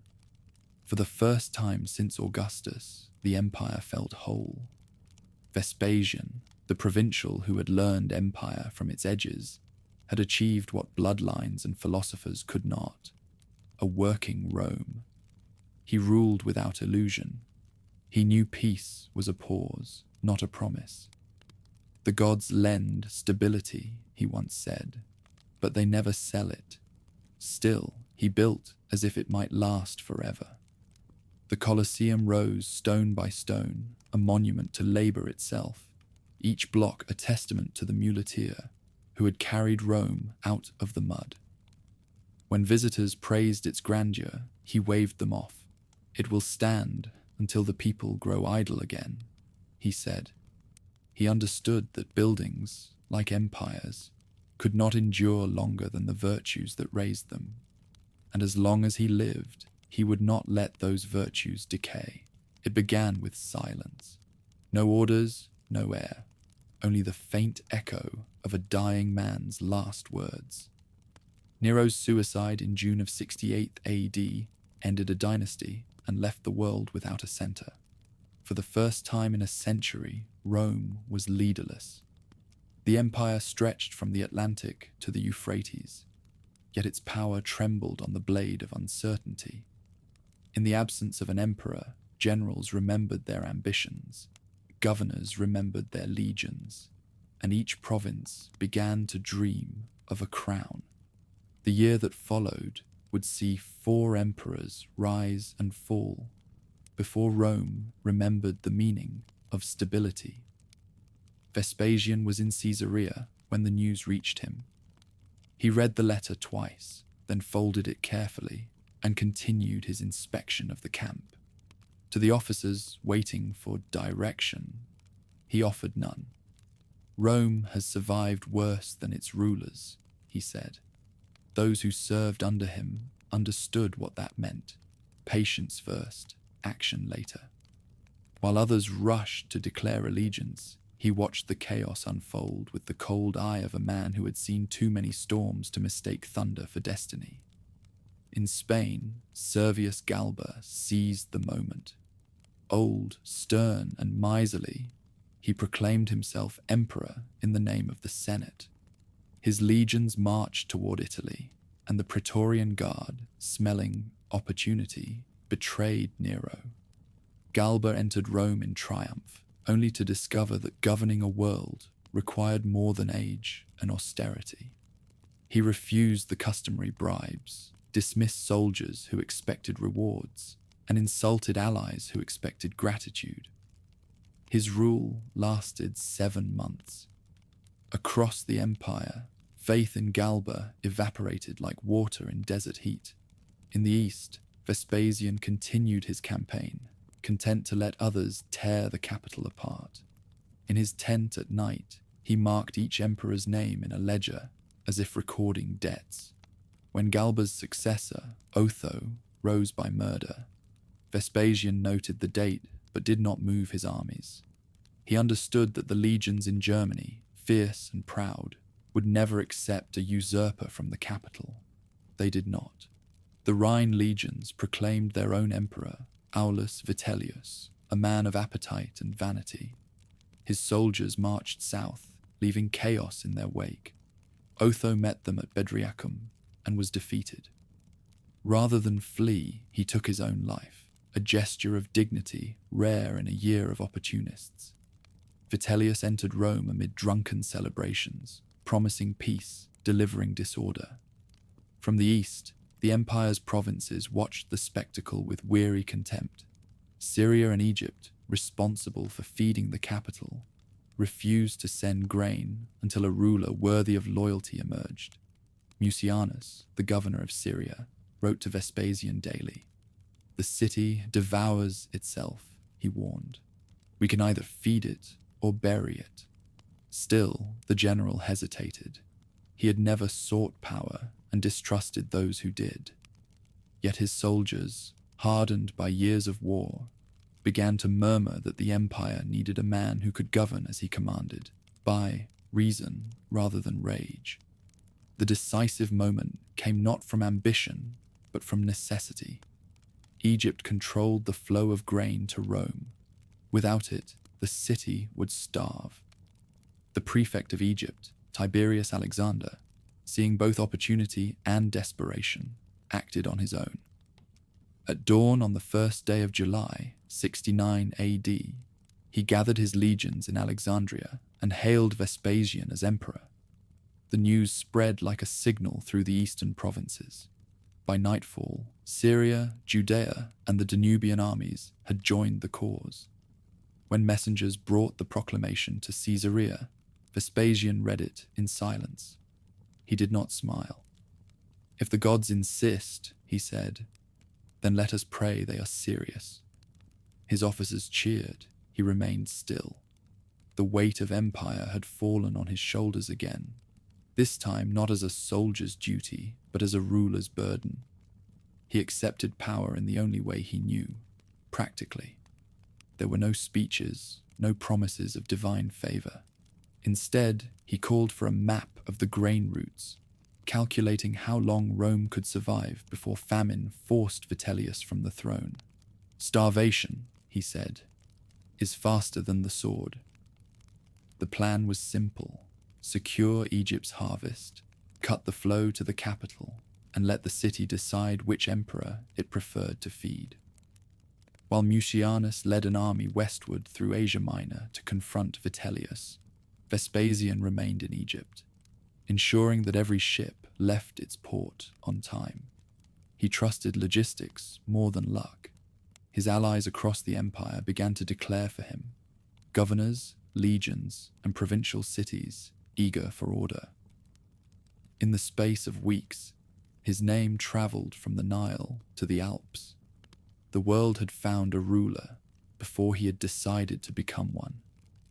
In Rome, Vitellius reacted with the panic of a man who had mistaken gluttony for power. He tried to bribe loyalty back into existence, but silver could not buy soldiers who had not been paid in months. Civil war returned to the streets. When Mucianus's generals, among them Antonius Primus, defeated Vitellius's forces at Cremona, the road to Rome lay open. The city, swollen with fear, waited for the next name to carve on its monuments. Vespasian, still in Egypt, showed no excitement. His counselors urged him to sail at once and claim his prize. He refused. "I will not rule a city in flames," he said. Instead, he sent letters promising clemency to Vitellius's supporters and grain to the people. His rule began not with conquest, but with supply. In December, his troops entered the capital. Vitellius was dragged from his palace, beaten to death, and thrown into the Tiber. The Senate, trembling and exhausted, proclaimed Vespasian emperor. He received the news at Alexandria, surrounded by merchants and soldiers. There were no trumpets, no applause, only his quiet nod. "Then let us begin." With those words, the empire's first true administrator ascended the throne. He had survived Nero's theatre, Claudius's intrigue, Caligula's madness, and the bloodbath of 69 AD. The year of the four emperors ended as it began, with Rome in ruin. But this time, the man who would rebuild it stood ready. His first act was to restore the army's faith. He ordered back pay for all legions, repairs for damaged camps, and strict accounting for future expenses. Loyalty, he knew, was built not on oaths, but on reliability. His second act was to reopen the channels of food and trade. Within months, ships from Alexandria filled the harbours of Ostia again. Bread returned to the markets, and the crowd's anger turned to cautious gratitude. The Senate, which had bent under every wind of the past year, found in him a ruler who neither flattered nor threatened.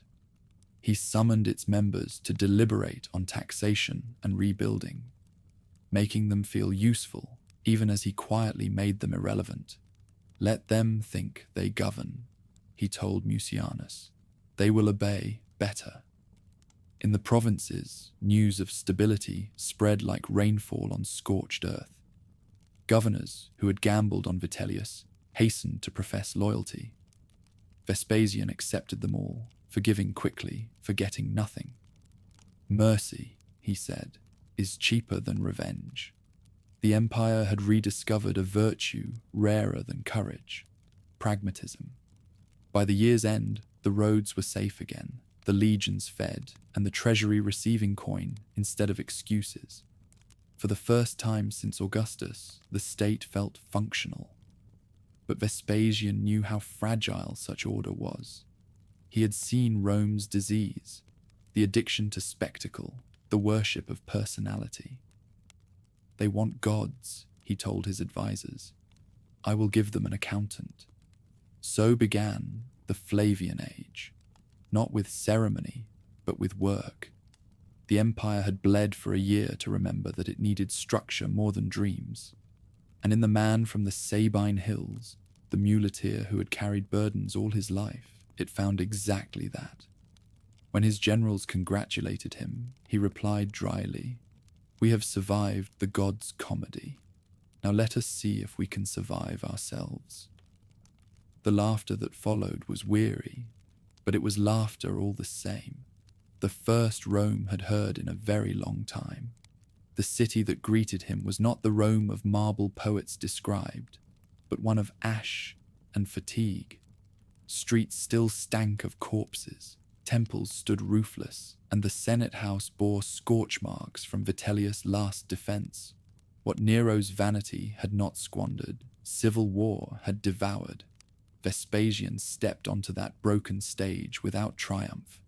To him, the empire was not a theatre to inherit, but a workshop to repair. "The play is over," he told his aides. "Now begins the labor." He entered the capital without ceremony, dressed not in imperial purple, but in a soldier's cloak dusted from travel.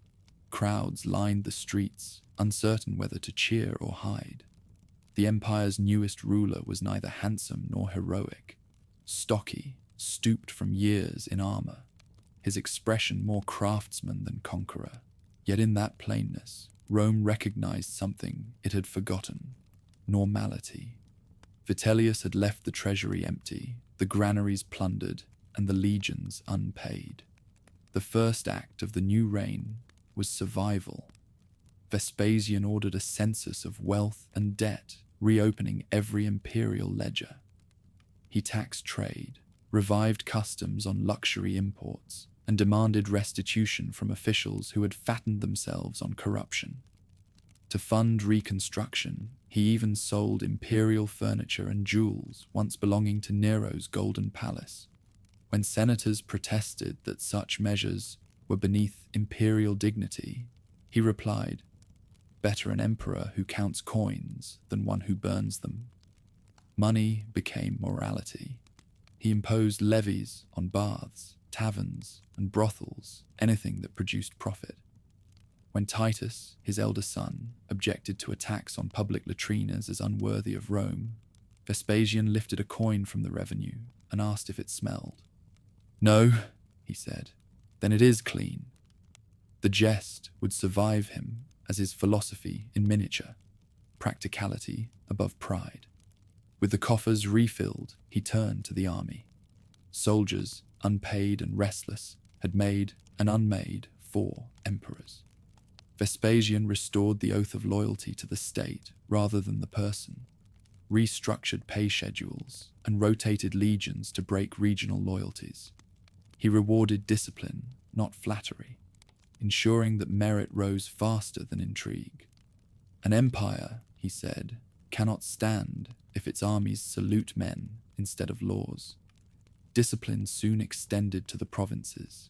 He dispatched trusted administrators to Gaul, Spain, and Africa, instructing them to rebuild roads and aqueducts before statues and theatres.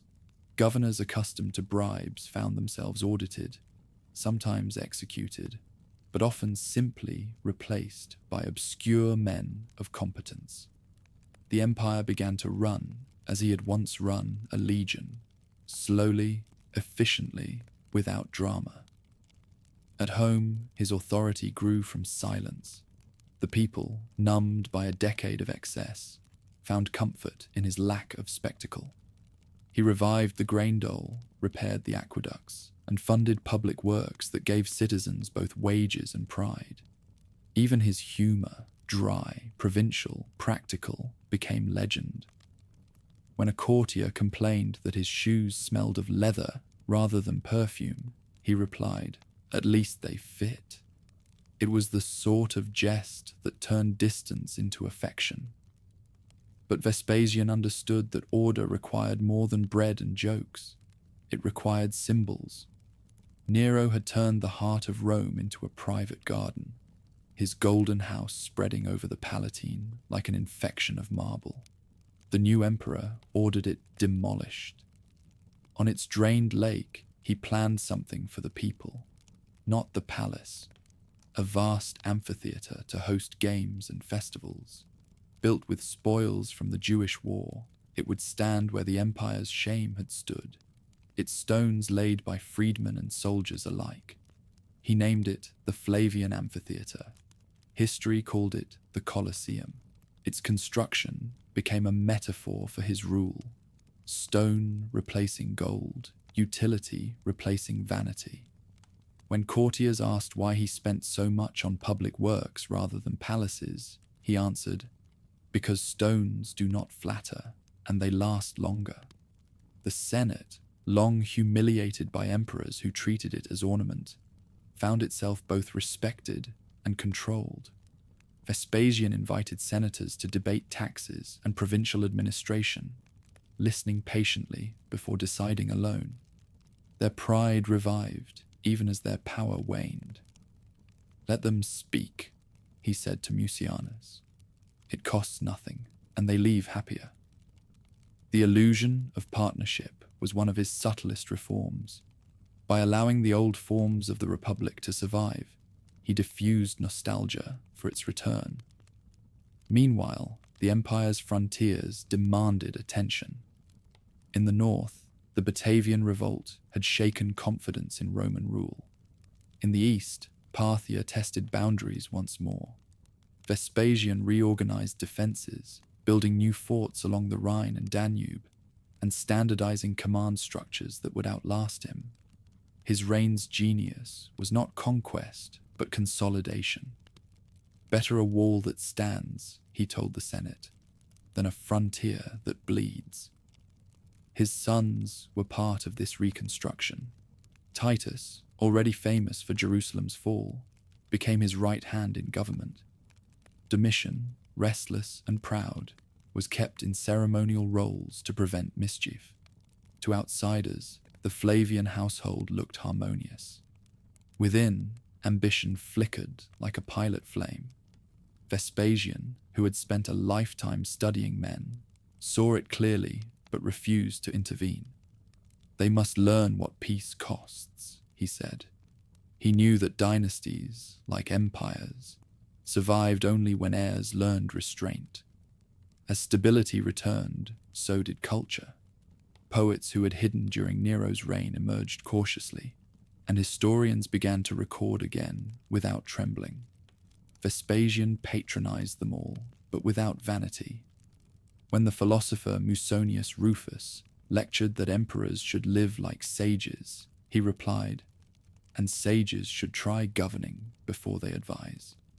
Yet he funded libraries, paid teachers, and restored academies closed by neglect. Knowledge, he believed, was cheaper than war and lasted longer than monuments. The years following his accession brought an unfamiliar feeling to the empire: predictability. The market stabilized, the coinage regained value, and trade resumed between East and West. Cities ruined by the civil wars were rebuilt. The population, long accustomed to terror, began to plan for the future again. The peace that emerged was not the radiant calm of Augustus, but the durable quiet of exhaustion well managed. Still, the emperor never confused quiet with permanence. In the evenings, walking the gardens of his modest house on the Quirinal Hill, he would say to his aides, "Rome always wakes hungry." He meant not only for food, but for drama, for gods, for indulgence.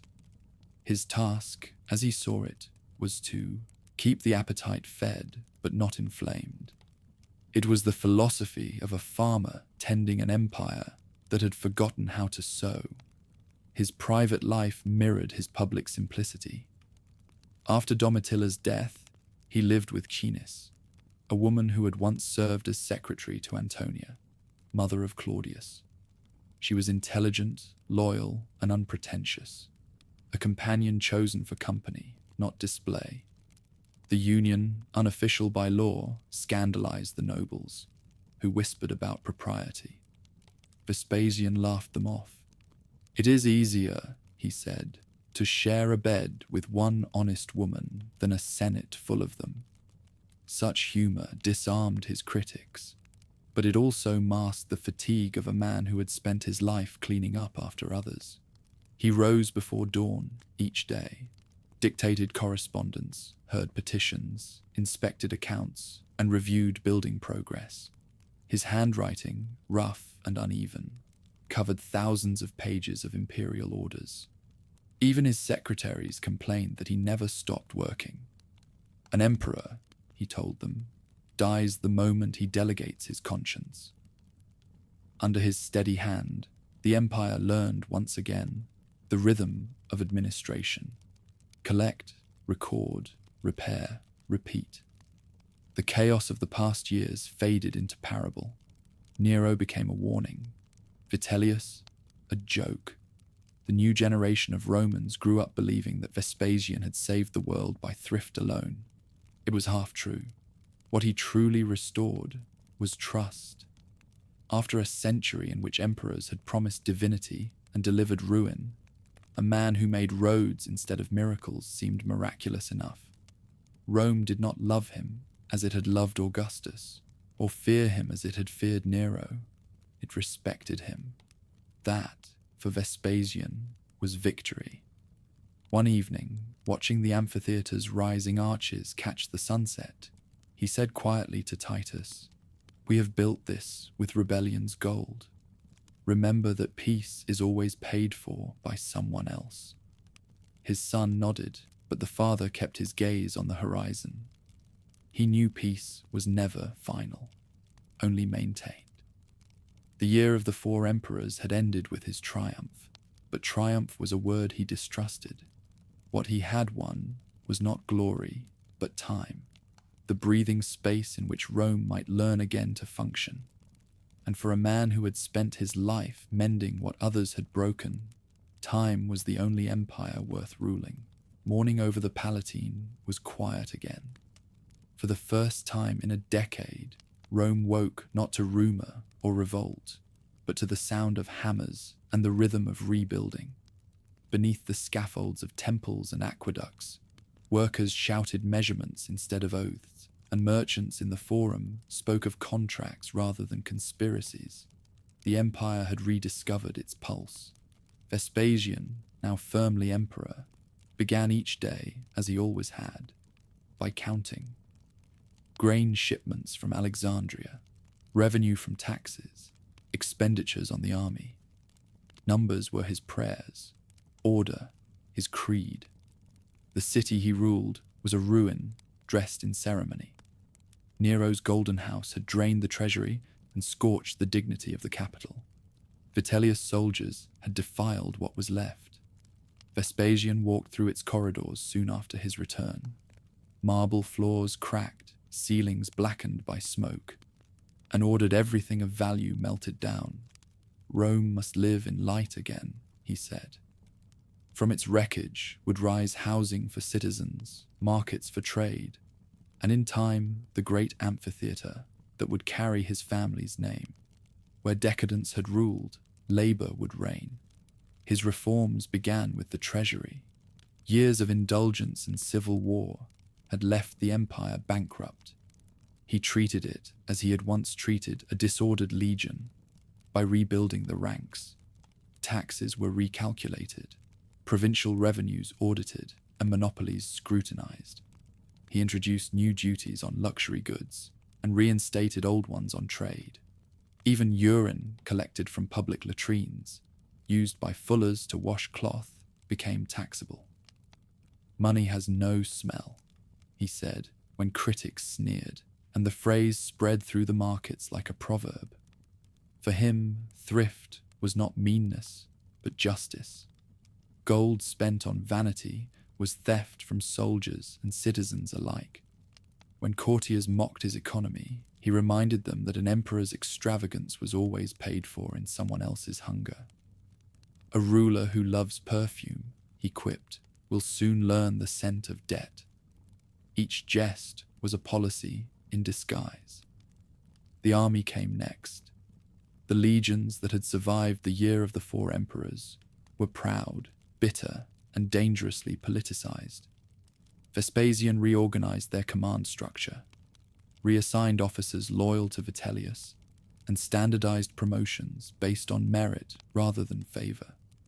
He visited the camps himself, inspecting barracks, questioning supply officers, and dining with centurions.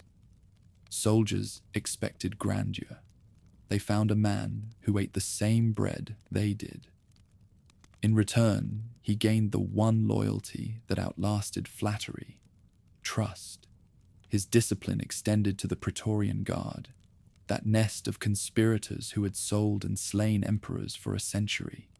He disbanded them, purged the worst offenders, and rebuilt the corps under new leadership, smaller and under closer supervision. The Guard, he told Mucianus, should guard the emperor, not choose him. By removing their power to make history, he ensured they would finally protect it. In administration, he practiced a patient ruthlessness. Provincial governors were recalled and examined, their books scrutinized for embezzlement. He rewarded honest service with security, dishonesty with exile. Yet he preferred correction to bloodshed. An empire, he said, cannot be ruled through executions. They are too expensive. His methods worked. Within a year, the treasury overflowed again. Roads long neglected were repaired. Harbors reopened. Trade revived from Spain to Syria. Taxes funded not palaces, but infrastructure. Bridges, aqueducts, and drainage works that gave the people visible proof of government. Rome began to look less like a monument to decadence and more like a working city. But rebuilding was not only a matter of stone and silver. The empire's morale was fractured, its confidence eroded by decades of madness. Vespasian restored faith not through rhetoric, but by example. He appeared in public constantly, at markets, temples, and theatres, moving among citizens without guards. When supplicants knelt before him, he lifted them up, saying, "I am only taller because the gods need someone to see the dust." Such gestures, small but constant, redefined majesty as accessibility. He refused the cult of divinity that had turned emperors into idols. When priests proposed new temples in his name, he laughed. "Build them to useful gods," he said, "like reason or discipline. I am not immortal, only busy." It was the first time in memory that humility sounded imperial. His rule was guided less by vision than by repair. He did not dream of new conquests. He dreamt of an empire that worked. Yet that pragmatism, mistaken by some for mediocrity, proved revolutionary. The machinery of government, rusted by vanity, began to turn again. The Senate, though stripped of real power, was treated with respect. The provinces, once bled dry, saw governors who kept accounts instead of harems. He restored the sense that the state, if not fair, was at least functioning.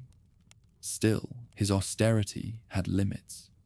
He understood that people could not live on stability alone. Festivals returned to the calendar, games to the amphitheaters. He encouraged laughter as a civic virtue. Better, he said, that Rome laugh at its rulers than fear them. The public adored his humor, which was plain and biting. Once, when an astrologer predicted that the emperor's successor would surpass him, Vespasian replied, "That will please me if he remembers who paid his salary." Behind the jest was calculation. By drawing the people into his jokes, he drew them into his rule. His laughter made them accomplices in order. The Flavian peace, as later historians would call it, was not peace by awe, but peace by agreement. Beyond the city, the provinces responded in kind. In Gaul, where rebellion had flared under Nero, new cities rose under his patronage. In Africa, he expanded grain production, ensuring Rome's bread supply for decades. In the East, he confirmed the loyalty of client kings through respect rather than intimidation. An emperor cannot be everywhere, he told his advisors, but he can be reasonable. Reason proved a better weapon than terror. Meanwhile, Titus completed the final phase of the Jewish war. The siege of Jerusalem ended in destruction. The temple burned, and the spoils filled Rome's coffers. When the triumphant son returned, Vespasian greeted him not as a conqueror, but as a colleague. Together they paraded through the city, carrying the golden menorah and sacred vessels of the temple. To the crowd, it was spectacle. To the Father, it was closure. The rebellion that had forged his power had also tested his restraint.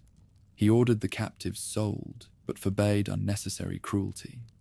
"Let the memory of victory feed Rome," he said, "not its appetite." In the months that followed, the empire began to resemble the ideal Augustus had once imagined. Secure borders, loyal provinces, and a bureaucracy that served continuity rather than personality. Yet where Augustus had ruled by grandeur, Vespasian ruled by repair. His monuments were not only stone, but systems. He made stability visible.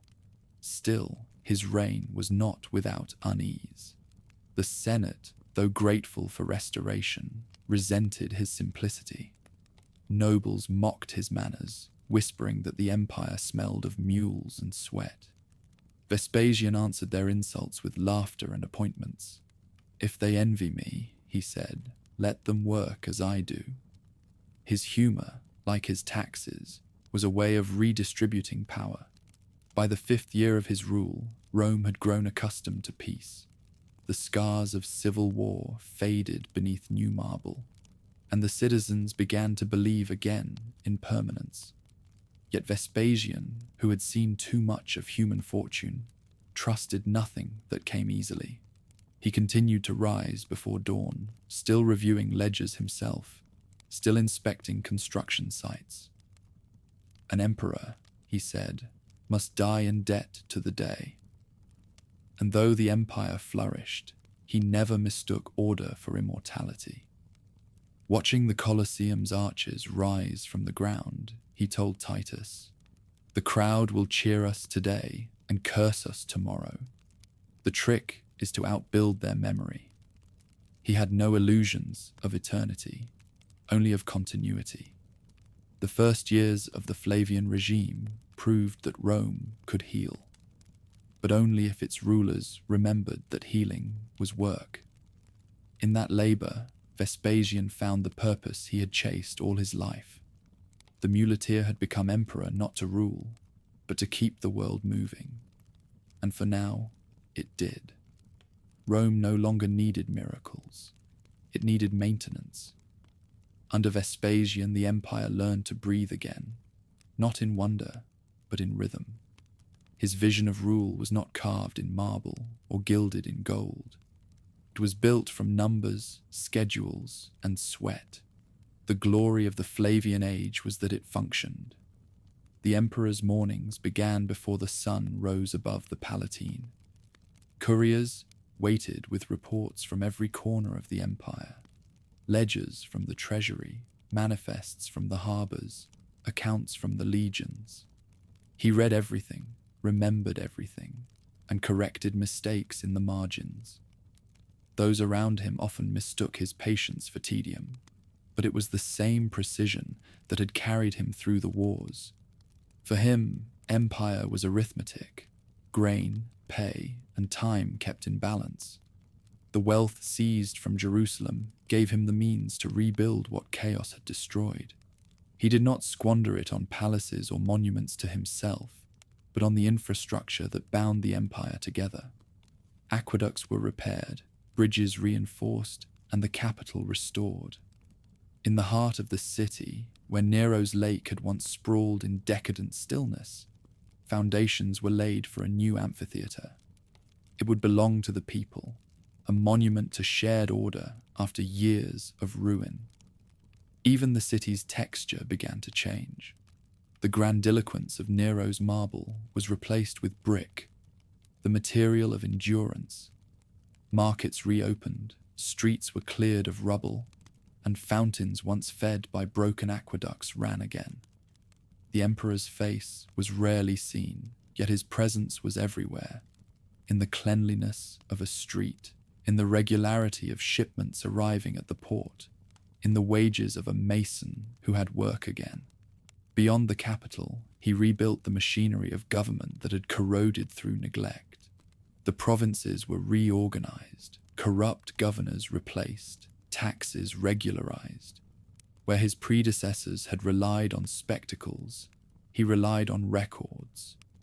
Reports were checked, inventories reconciled, and accounts made public.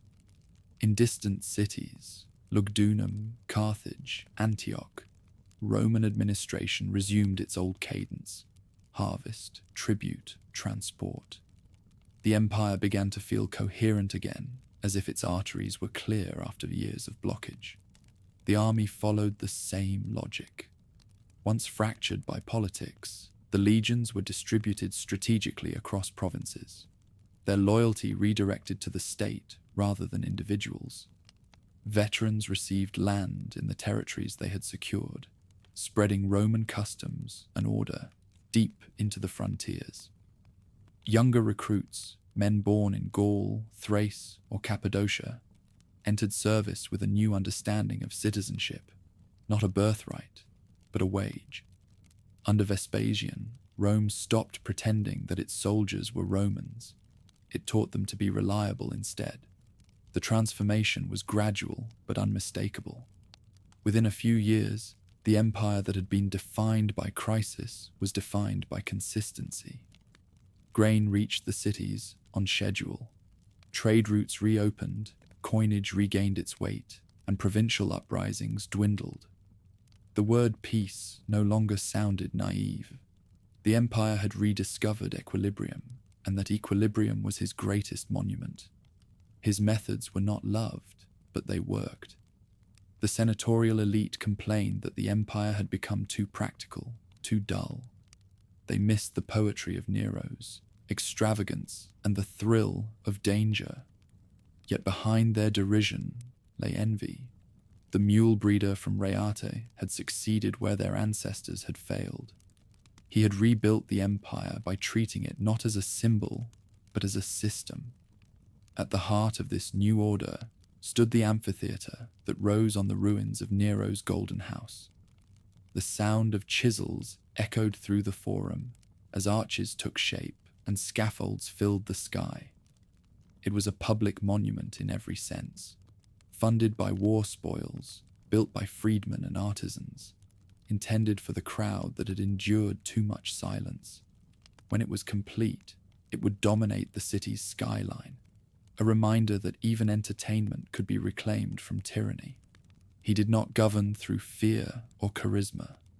His presence inspired something rarer: trust. People believed that their work would be paid for, that their taxes would be used, that the next sunrise would not bring another proclamation from a corpse's successor. This ordinariness was his achievement. The empire, weary of heroes, finally valued reliability.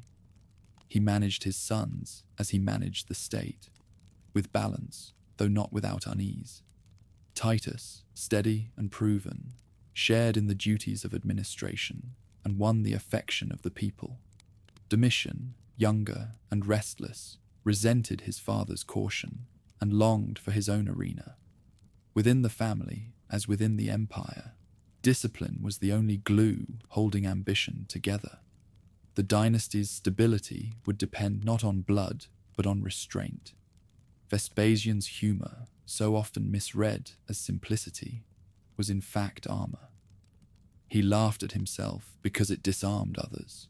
It made the senators forget that he was auditing them, and the people forget that he was taxing them. Beneath the jokes, his will was absolute. He tolerated criticism, but never chaos, encouraged conversation, but ignored advice that smelled of flattery. His governance was built on a quiet certainty. That authority needed no spectacle if it could deliver results. The Flavian peace became a rhythm, predictable, methodical, strangely human. For the first time since Augustus, people planned beyond the present. Merchants invested in trade rather than bribes. Cities rebuilt without fear of confiscation, and families recorded births instead of funerals. The sense of collective exhaustion that had haunted Rome after Nero gave way to something close to gratitude. The empire no longer feared its emperor, and that itself was a revolution. Beyond Italy, the transformation was even more visible. Provinces that had once seethed under imperial taxes now saw Roman engineers repairing roads and harbours. Grain from Africa, wine from Gaul, and marble from Greece flowed again through ports that had been silent for years. In the east, local kings reaffirmed allegiance not because of fear, but because stability was profitable. Rome, once the bully of the world, had become its accountant. By his 9th year in power, the city gleamed again. The capital stood, restored, the forum thrummed with trade, and the Tiber's quays overflowed with ships. The amphitheatre neared completion, its arches shining in the afternoon light. To most Romans, these were signs of peace. To Vespasian, they were proof that diligence could outlast chaos. His rule was less a vision than a discipline, and in that discipline lay his immortality. Old age came without indulgence. He worked as he always had, driven by habit rather than ambition. When fever began to slow him, he refused to rest, dictating orders from his couch and reviewing ledgers between bouts of exhaustion. The empire could function without him now, his greatest success, but he could not yet imagine it doing so. In the final months of his reign, visitors noted that he seemed content. The city he had inherited in ashes now pulsed with energy, its people secure enough to grumble again. The empire's borders were calm, its treasuries full, its streets safe. He had restored the practical virtues Rome had once mistaken for weakness: thrift, consistency, responsibility. What he left behind was not grandeur, but reliability, a civilization that worked. As the amphitheatre's final stones were set, its foundations buried the last traces of Nero's indulgence. It was the perfect emblem of his rule, the conversion of decay into endurance. From the ruins of spectacle, he had built a structure that could outlast memory.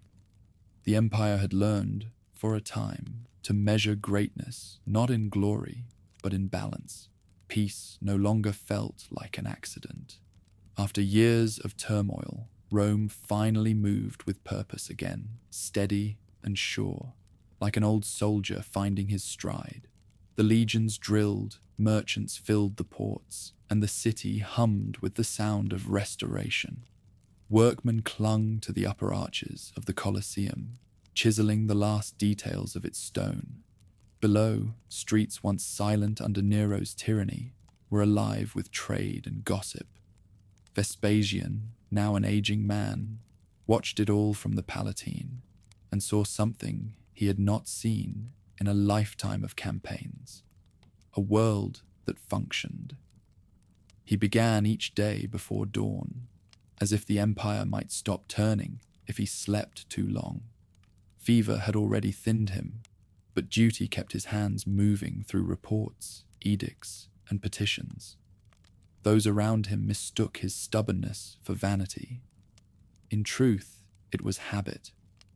The discipline that had built his life would not release him even as it consumed what strength he had left. Every day, he signed decrees, resolved disputes, and questioned his officials until exhaustion forced him to stop. He worked as if order itself might vanish if he looked away. Beyond the palace walls, the order he had restored continued to deepen. The army, once the engine of rebellion, was now a pillar of restraint. The provinces sent tribute on time, and the harbours overflowed with goods from the known world. Rome had recovered its rhythm, but Vespasian viewed the calm with suspicion. He knew that stability was not peace. It was only the absence of noise. Years of war had taught him that human fortune turned quickly, and the same crowds who cheered an emperor 1 month might curse him the next. His task was to keep them too busy to remember how fickle they were. In these final years, power no longer excited him. It felt like another campaign, one he could not abandon, until the job was finished. He ruled with the same clarity he had commanded in battle, spare in gesture, exact in language, quick to act when something broke. Glory was for the young. What mattered now was completion. The empire's accounts were balanced, the treasury full, the frontiers quiet. He had nothing left to prove, only to preserve.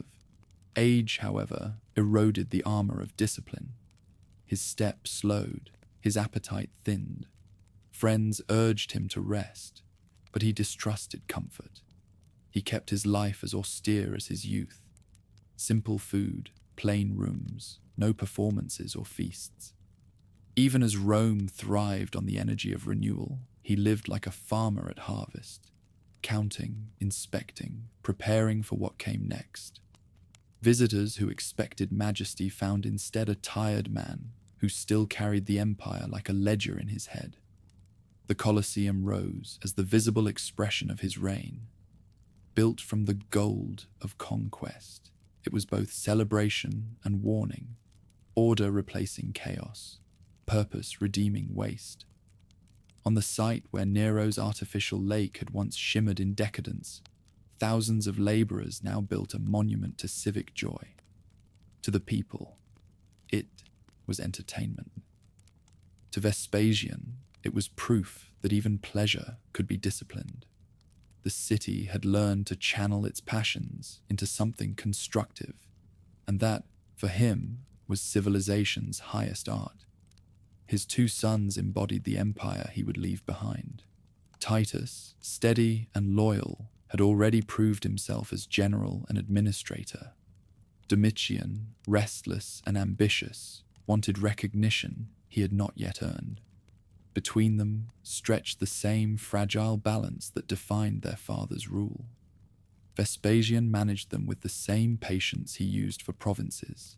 He corrected, observed, waited. To outsiders, the Flavian dynasty looked unshakable. Within, it pulsed with rivalry. He knew it and accepted it.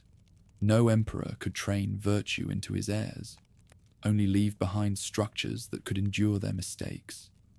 The decade of his reign hardened into legend even before it ended.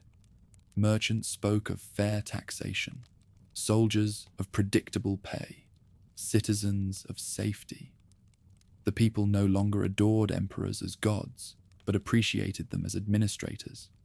The empire's myth had become bureaucratic, and that, strangely, was its salvation. What had begun as exhaustion turned into belief. Belief that Rome could govern itself again, that competence was enough. As illness deepened, Vespasian retreated to Campania, to the quiet countryside where the air was soft and the noise of Rome only a memory. There, among vineyards and olive groves, he continued to work. Even in weakness, he refused idleness.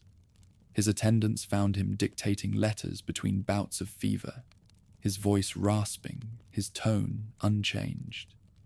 The empire had learned his rhythms so well that it seemed to move with him, each decree echoing across the provinces like the measured steps of a familiar march. He died as he had lived, without flourish, without drama. One morning, unable to breathe, he ordered his attendants to lift him from his bed so that he might stand. It was his final act of discipline, a gesture that defined his life. He collapsed moments later, leaving behind a world still standing because he had insisted it should. The transition that followed was almost serene. The Senate confirmed Titus as emperor. The legions remained loyal. The city did not riot. After decades in which succession meant slaughter, Rome experienced a peaceful transfer of power. That calm was his last and greatest victory. The system he had rebuilt, its bureaucracy, its hierarchy, its sense of duty, outlived the man who had forged it. Titus continued his father's work, completing the Colosseum and inaugurating it with games that filled the air with dust and triumph. To the crowd, it was celebration. To historians, it became the symbol of a regime that had turned empire into maintenance. Domitian would later undo much of that balance with suspicion and fear. But even his cruelty could not erase what Vespasian had built. The roads, the laws, the institutions endured, practical as their founder.